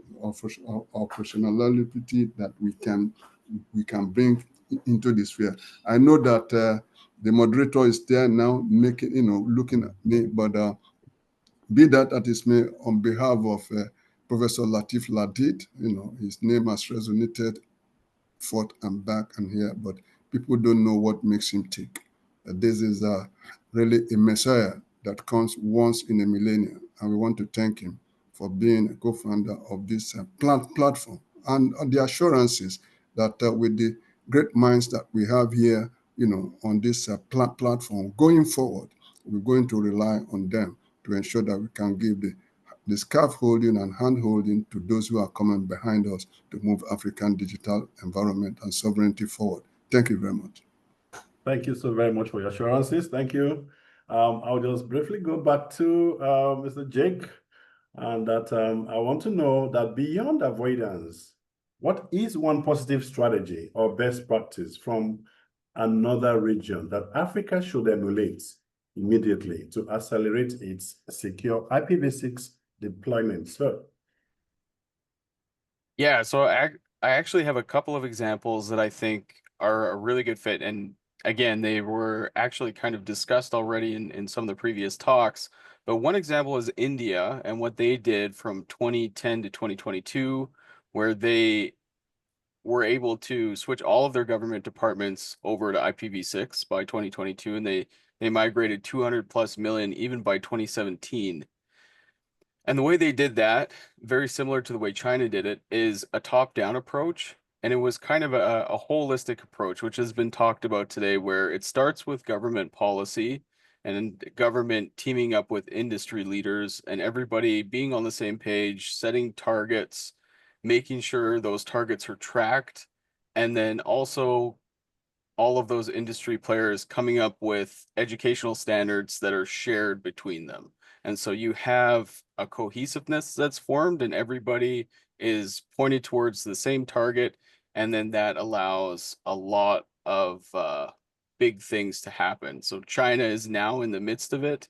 They have a 2030 plan, and their current target is 70% actually by this year. So I haven't checked the latest data on that, but from everything I've heard, they're doing really well too. So I think that's definitely, those are two examples that Africa could emulate for sure. Another thing that I kind of wanted to add too, just because there's been a bit of discussion about it, is the AI factor and some of the new technologies, because of the position that Africa is in, where there's an opportunity to build all of this infrastructure from the ground up, where you have the opportunity to leapfrog a lot of the technical debt that other regions have accumulated with IPv4. Cote d'Ivoire being a great example of that talk earlier. Because of that, I think there's also a risk of this new technology coming in, because it's IPv6 is still not fully implemented everywhere. There's obviously new things that are going to pop up. I mean, we're having these discussions today about some of those things, but it's inevitable that there's going to be more stuff that pops up from the security standpoint. And so the industry that I'm in, one of the focuses that we have is to address these issues, and AI being a good example of this. You can extrapolate it into a bunch of different areas, but I think a good poster child is AI and AI deepfakes. And so losing trust in information is becoming an existential threat, where people are starting to completely lose trust in what they're seeing online. And it's only getting exponentially better, to the fact that there's more and more people. And I think, and you could probably, I mean, it wouldn't apply to the people in this room, but you could probably slot that into the age demographic as well. Younger people seem to have a built-in firewall to a lot of the stuff on the internet that the older folks don't seem to have. Obviously, the people in this room excluded from that. But that's becoming more and more prevalent. And so what our solution is it's a peer-to-peer micropayment system that uses blockchain, and it adheres to the original Bitcoin design. So it's not BTC, it's not cryptocurrency, but it's using high frequency peer-to-peer microtransactions and timestamping, which is essentially automated notarization, and each transaction costs fractions of a cent. So you could apply that to different payment networks as well, but just having that ability to timestamp things and certify them and check them really quick using simplified payment verification, which is section 8 of the Bitcoin white paper, you can combat a lot of these things by reframing how you're approaching the network in its entirety. And I think Africa is in a great position to look at doing that, as opposed to trying to go the same route that everybody else has already taken. And now we're seeing all the problems with that. It's an opportunity to rebuild from the ground up in a better way, I think. And I won't take up any more time. I'll stop there. Thanks. Thank you. So thank you very much, Mr. Jakes, because even from the point of a software developer, this assessments and these comments are very, very relevant. And I think the notes are quite very insightful. Thank you so very much. And let me just take a moment back to dear Professor Mengistu, that I would like to know that regarding the future, how is Ethiopia? I'm particularly looking at Ethiopia. So when you also look at Ethiopia, please also remember us from the other part of Africa too. That how is Africa preparing its digital infrastructure of the coming wave of IoT and smart city applications that will utterly be dependent on IPv6? Thank you. That's a very good question. As a matter of fact, as I told you, I was there last month and I was really quite impressed by the advancements which I have seen. There is an authority called Ethiopian Artificial Intelligence Agency. They are really doing great. They are creating those incubation and various tech parks as well for the youth to be an active player on it. And they have this IPv6 first core network approach, which the Ethiopian Telecom and Safari are currently working on. They are trying to modernize their national IP backbone towards a Net5 architecture with segment routing with over IPv6, SRv6, with network slicing as well. And also they started the AD-IX, which is the first public internet exchange point in Ethiopia. So it currently operates as a sandboxed IXP. So that's a very good starting point. And it's under the supervision of the Ethiopian Communications Authority. So it's really a good infrastructure improvement in regards to that final goal. And also I have seen a couple of local hostings, including Raxio Tier 3 data storage, cloud storage in Addis, and there's also Wingu Africa, and also there is an ICT park. So I have seen three major hosting companies. They are working hard on this data sovereignty concept, trying to keep their data within the premises, within the national boundary. So right now, Ethiopia has an active national internet exchange point, as I said, in Addis, and local peering. Of course, it shortens the path between sensors and platforms and various users, and which is really critical for time-sensitive IoT traffic for safety concerns as well. As you know, we have more than 75 billion devices globally right now, so it's really imperative to have creating that robust infrastructure to accommodate those devices. And also from the policy perspective, the Ethiopia recently finalized a new data protection proclamation, which established a governing rule for handling personal data, PII, equivalent of PII, for any smart metering and video analytics and mobility data as well. So in parallel, these regulatory bodies are standing up the core enablers like government certification. They have the digital ID now. Any citizen have to have a digital ID, which tied to their sort of social security, equivalent of social security. So that's a very good progress, which I have seen recently.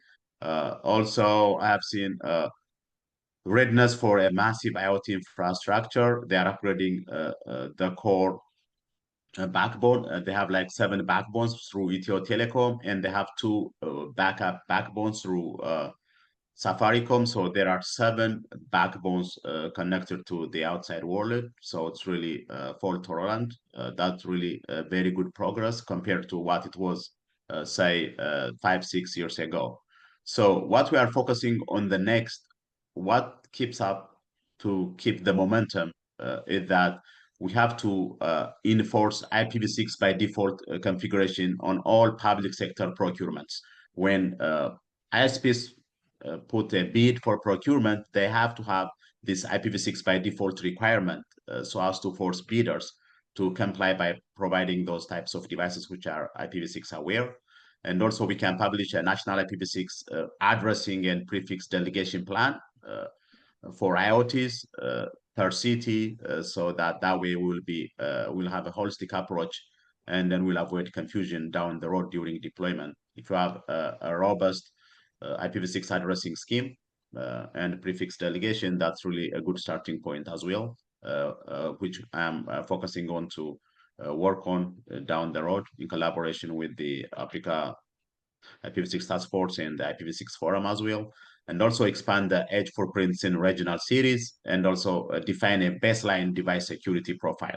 I have seen, I think it's not only in Ethiopia, but in Africa, there is a scenario where every government agency have their own configuration baseline.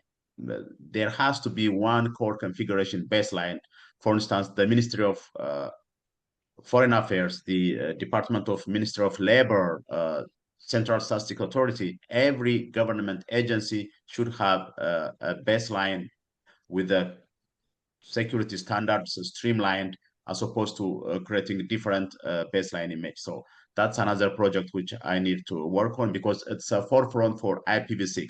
As one of the presenters stated previously, that even if you deploy a 1 billion firewall, if you have a loose connectivity at the backend, you will lose everything. So we have to create this foundation of creating a secure baseline, a hardened device security baseline prior to implementing and configuring IPv6 devices. So that should be the bare minimum thing, and it should be on the forefront of everything before we move forward with this future IPv6 implementation.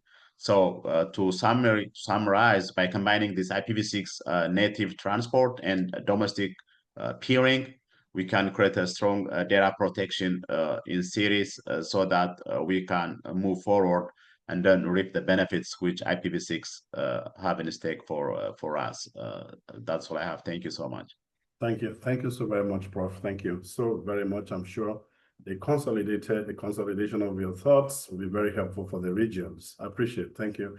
I'll be back to Dr. Chris. One of the final in that segment before we get into what what you give to us finally. Want to see what you want to know, that looking ahead, sir, what does success really look like for the task force in the next 2 years? What is your primary metric? Dr. Chris. Yeah, thank you very much. Going by what we have currently, you'll agree with me that we have scaled up the commitment of functionalities across board. Currently, we have a segment in Guinea that is championing the IPv6 Cybersecurity Task Force for the French community, so that we can synergy. And of course, now that we have mechanism for translating English into French, which of course we have on this program at the end user base, we'll be able to communicate more effectively. And then of course, being the handshake middle to government, we'll be able to reach out to the regional people to make sure that these things can happen. And don't forget, we are not just African-centric. We have also a handshake to Malaysia. We have Professor Suresh and Dr. Nana, the Malaysia and Vilis, who are, of course, integrated in a handshake that we've been talking to. We have also the handshake with some of our contemporaries in the US, Lawrence Hughes, and of course there. And we have, as we were, started with this capacity building and certification. Don't forget that really back to back, good question, moving forward, because when you talk about Africa, you really have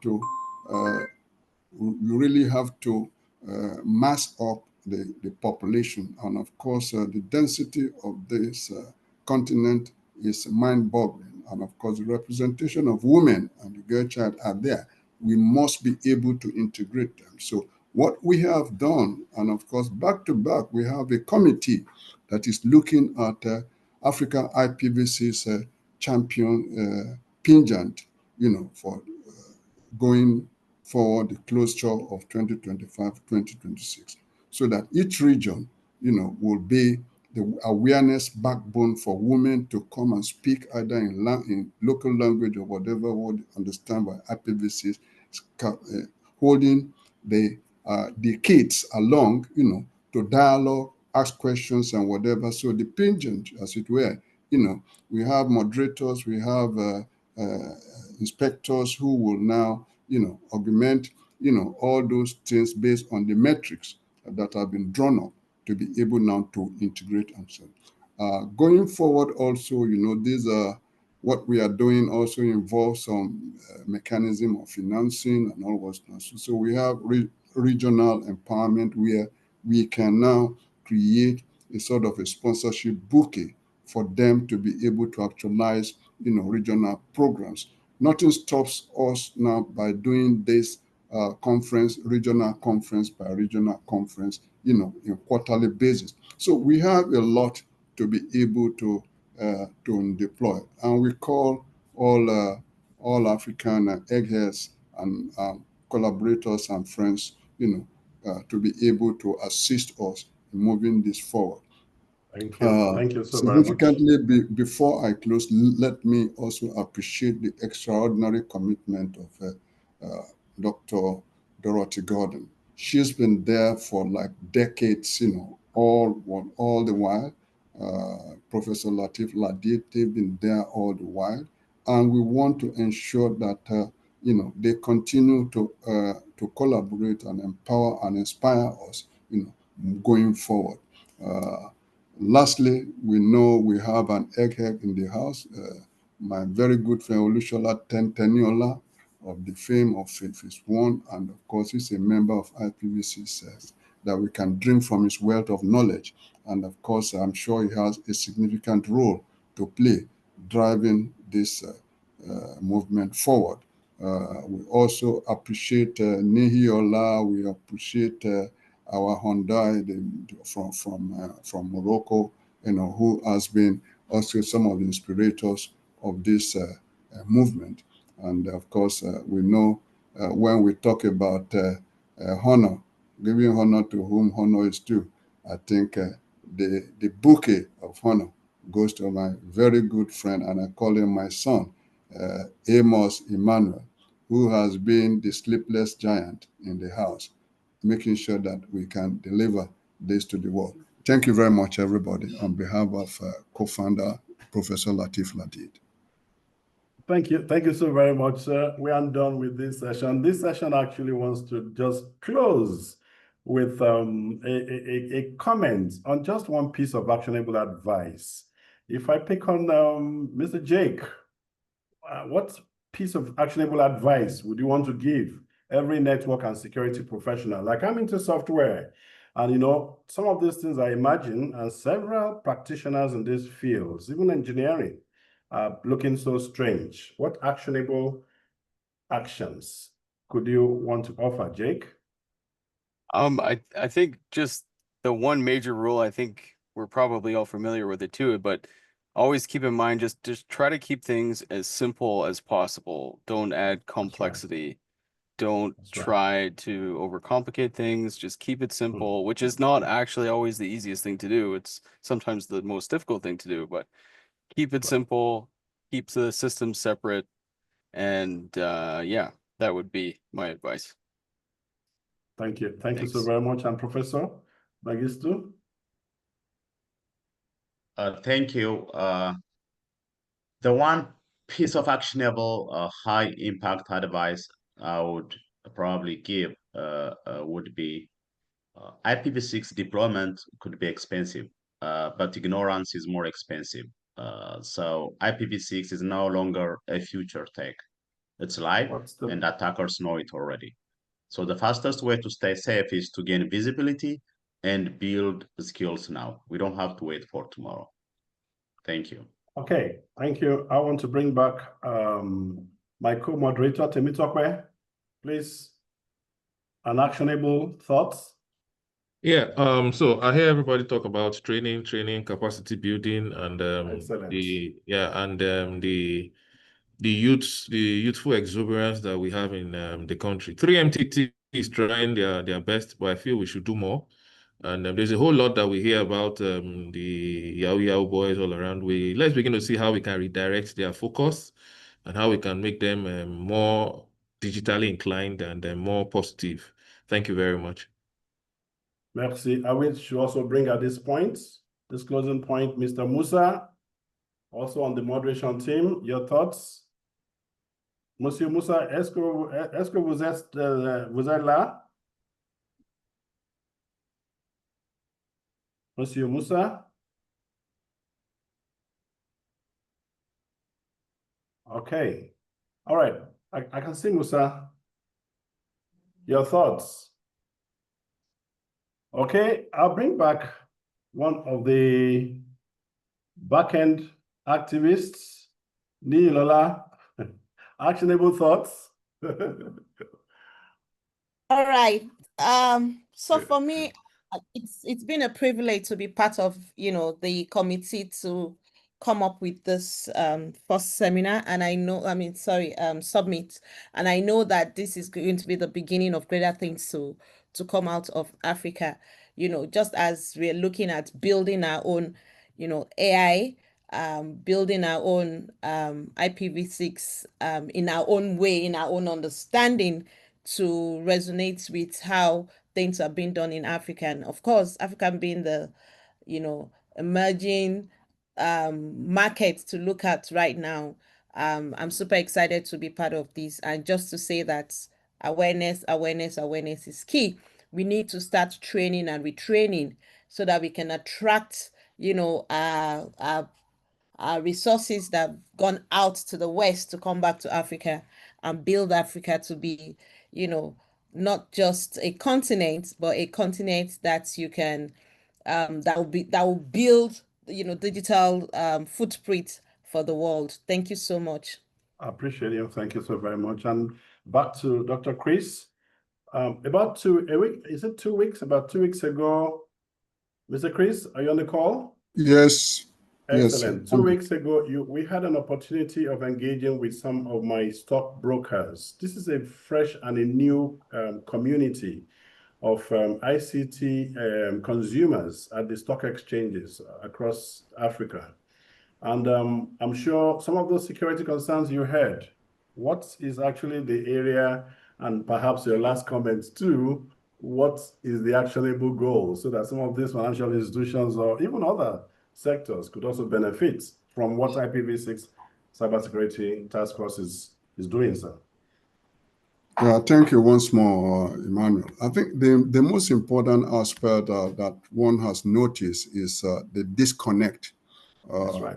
One disconnect within the several intersections, because when we look at ICT, we just look at them as a holistical bunch, but it is not so. There are a lot of intersections, along those blocks that need to be polished and need to be streamlined so that there's fluidity. Just like a pipe, you cannot have the longest pipe in the world that doesn't have intersections that need to be bridged or one fits into the other. So going forward, we'll find out that the digital financial backbone of the country is vulnerable. And of course, there's been a lot of wastages and a lot of money.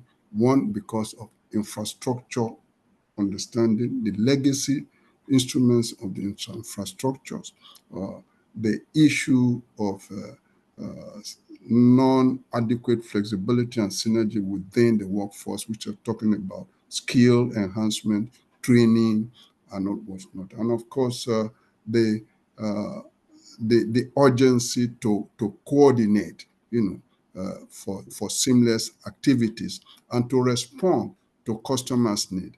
I mean, if a customer, an investor, comes in on the trading floor, and of course, his proposal, probably bounces back because of the issue of latency, who takes the responsibility? You need to be able to give that reassurance and say, oh, this is what happens. It's in back office, it's being treated, and all those things. So I think what we saw is that, yes, there is this hunger for the capital market to grow, but then there's a little that is done into accelerating a dynamic backbone of digital efficiency into the mainstream. And of course, the capital market shouldn't just be for the capitalists alone. You need to bring the population inside that capital market to understand what it is. You could really start to teach capital market migration, at primary school in terms of hobby, clubs, and all what's not. And by the time you know it, they become big investors. And of course, they'll do that with tech in this area of blockchain technology. And of course, we're looking at cross-border payment issues that are there globally, and Nigerians are top of that game. And we need to be able to ensure that we have that secured under our aprons. Thank you very much. Thank you so very much. I think at this moment, I would like to say I thank every panelist, every technical session speaker, and even the opening speakers. I can see everybody is still on. In fact, we are there as if the event is just about to start.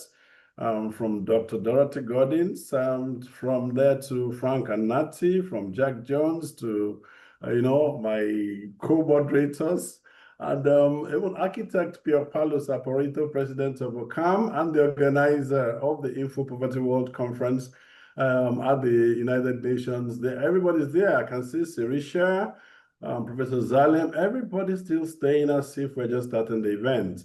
And maybe at this moment, I can invite Professor Latif. Yeah, thank you. And I was waiting for you to ask me. Excellent. Say a few words. So basically, when the Romans arrived first time to Carthage, and it was during the winter, and the winter in those days, I'm talking about 2,000 years ago, was very harsh in Europe. When they arrived to Carthage, which is Tunisia, they called it Aprica. And Aprica in Roman means sunny. So Africa came later on because one of the generals was called Africanus. So basically he was the sunny general. So we should change the name of Africa to the sunny continent. Okay. So this is the first thing. Second one is, I'll pick up a little bit on what Jake said, the leapfrog effect. So everyone is basically talking about the digital transformation. And I had the chance to go to visit a couple of African countries. It's really booming. There are a lot of investments. So we have to get to those guys that are responsible for the digital transformation and explain to them what are the basics in order to make that happen with a long-term vision, to reduce costs in the future and so on and so forth. So I think the time is right for all of us to get Africa to leapfrog at a lower expense to be the most modern continent in the world. As a matter of fact, it's quite interesting to see so many African countries getting together into such a conference while it's very difficult to do in Europe. So, and even Asia, they don't talk to each other. So there's a chance of talking to each other more in Africa and get that leapfrog effect to happen a lot faster. So thanks for these great events, and we hope to do more of these. God bless all of you. Thank you. Thank you so very much. And if you permit me, even for the all speakers who have spoken, if you're existing speaker and you wish you could answer this question, that is, what is that one thing that one thing that an African need to do to be able to collaborate very effectively with other continents? Maybe if I can, these comments will be like for someone like architect Pier Paolo Saporito of OCAM. What is that one thing Africa needs to do to collaborate more effectively, sir? And thanks for still being on the call. Call Dorothy Gordon also on that question. Yeah, okay. May I know if I can, or Giovanni, are you the one on the call? Okay, that same question, Dr. Dorothy Gordon, what is it one thing that Africa needs to do to get effective collaborations with the rest of the world, madam?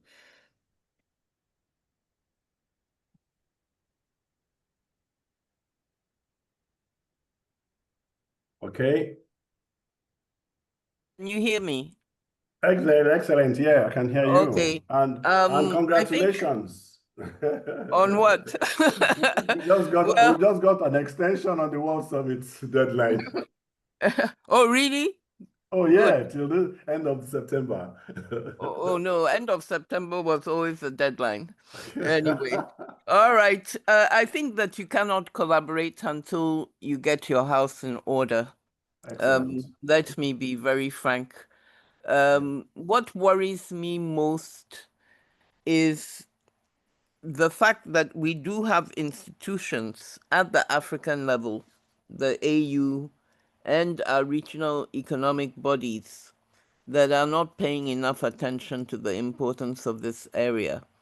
So I think we do need a continent-wide strategy, and then we will figure where others fit into that strategy. I don't think we should fall into that trap that Africans often fall into, where we are trying to figure out what we are going to ask somebody for before we figure out what we are going to do for ourselves. So we have so many resources on this continent and so many talented and well-qualified people who can guide us on this. So let's get our house in order, and then we can look to see what we want to do with others. Excellent. Thank you. Thank you so Thanks. very much from that perspective. Thank you so very much. Can I hear from Sirisha Dandu?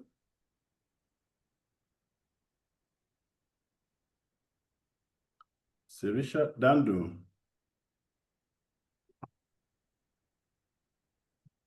Okay. I think Perhaps- I see Mr.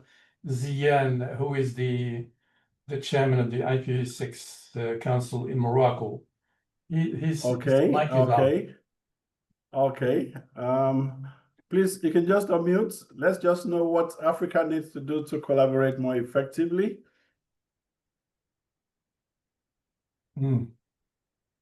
Took him by And surprise. Yeah, I can call Bonnie McCuen. I'll call names. Mr. Bonnie McCuen. I can see him on the call. Mr. Bonnie McCuen. Yes, good afternoon, everyone. Good afternoon, sir. Yeah, I've been listening since morning. Great talks, great talks. Okay, the two things are for Africans to collaborate. This is just a personal opinion. Is we need to build trust amongst ourselves. I think there is lack of trust among African countries. And that is why I need visa to go to South Africa. I need visa to go to Zimbabwe. I need visa to go to Kenya. I need visa to go to Morocco. I think Africans should break the boundary. They need to break that boundary. There should be easy and cross movement of Africans across. And that cannot happen without trust, one. Then two, we should also not leave politics for the professional politicians. We need technocrats to get into politics, because all we are talking today, without the right political ground being set up in each country, all these things we are talking will never be implemented. They will not understand it. Rather, they want to see how they can bring in more taxes, how they can generate more revenue and still remain very reckless in terms of their expenses. So we need trust. We need the right political structure, and we need the right people in those political positions who understand our language, who can understand that technology actually drives development. Thank you. Thank you. Thank you so very much. Okay. That's a very solid one. Can we hear from Abdullah?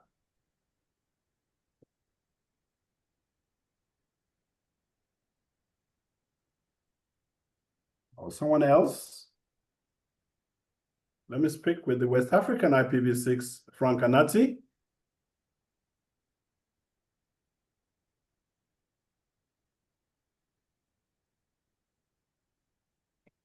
Frank Anati.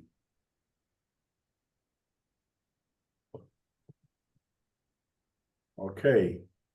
All right. So I think at this moment, I want to hand over to Chris Waje for a roundup. Dr. Chris, sir. Yeah, thank you very much. Once again, the Amos great man that Anchor, unknown to a lot of you guys for the past 1 month, at Amos has been working tirelessly to bring this package, into life. And we want to thank him, first of all, immensely, for doing this. Going forward, there are a lot of inspirators here on this call. First of all is the co-founder, president of IPV6 Forum, Professor Latif Ladid, who, of course, has made this happen since his vision of 2014 in Rabat, in Morocco, and of course, co-positive collaborators are also great minds like Dr. Dorothy Gordon, whom, of course, is a forerunner of Professor Latif Ladid, because she came as far back as 2003 in Ghana with Kofi Annan, ICT domain, when he wanted to galvanize all West African to be able to create a backbone. It has remained an unforgettable trust, on moving those issues forward. We could still pitch back on some of the pictures that were taken, the impact that, that we had, and the inspiration that it has, gotten into. And of course, that was the right step, building capacity, digital capacity for Africa. You can't fault that. That is the bedrock. But whereas, of course, government is there, they're empowered, but do they really understand the nitty-gritty of how this thing happens? Secondly, we need to look at, how technologies and educationists can collaborate, seamlessly, without any ambiguity of superiority, because we have a common mission of moving forward. Bonnie Mekwenye has really said something about the political mind. Just agree importantly, but then there is a way for intellect to subdue, arrogance of knowledge. So we need to be able to couple all these things together. I want to believe that Africa has a future. Africa is resilient. We could see that from our youthful game players, and I asked one of them recently who returned back from San Francisco, say, we were in Stanford, about 203, scrapping for some destiny, went to software forum and all was not said, but hey, nothing like that he has experienced than what is bubbling in the streets of Africa. I say, why? He said, because you have the youth here. Over there, you have the aging people who probably don't see what they are seeing. I said that. So that's where he's back home, and this is where it's happening. So there has to be a lot that we can bring to bear in collaboration within the African landscape without any iota of arrogance. The thing is that we should create an African IT identity in terms of, not in terms of infrastructure, but in terms of the way you apply technology for development. There has to be a distinct model that we need to build for other people to know, oh, this is really what is done by Africans. We see that flavor in part of China and Asia and other places too. We need to bring that context of our behavioral mentality, positive one, into augmenting the advantages of technology for Africa. With that, I want to ensure you that we continue to inspire ourselves. We're going to continue to mount similar skill and educational training conferences, around Africa. We call on all of you. Thank you, Musa Stephen, for being there. Tremendous man who's done enormously in terms of capacity building in collaboration with at MUCON, and we want to ensure that we can continue to rely on your very useful advice, your expertise, and of course, the experiences going forward. Last but not the least, never should we forget that today is just the first step into reassuring the African youths and future generations that we are here for them and that we stepped out for committing when it matters to secure their future and their data sovereignty, and of course to ensure that they have the survivability instincts to wither all the cyber attacks that probably will come in the future. That's what we're seeing in the future. It's beyond IPv6. Thank you very much, everybody. Congratulations, everybody who's coming. And of course, my very good friend, Teresa from Washington, I want to thank you immensely for the sleepless night that we have subdued to you guys. So thank you very much, everybody. We want to ensure that we can continue to dialogue on this. Goodbye.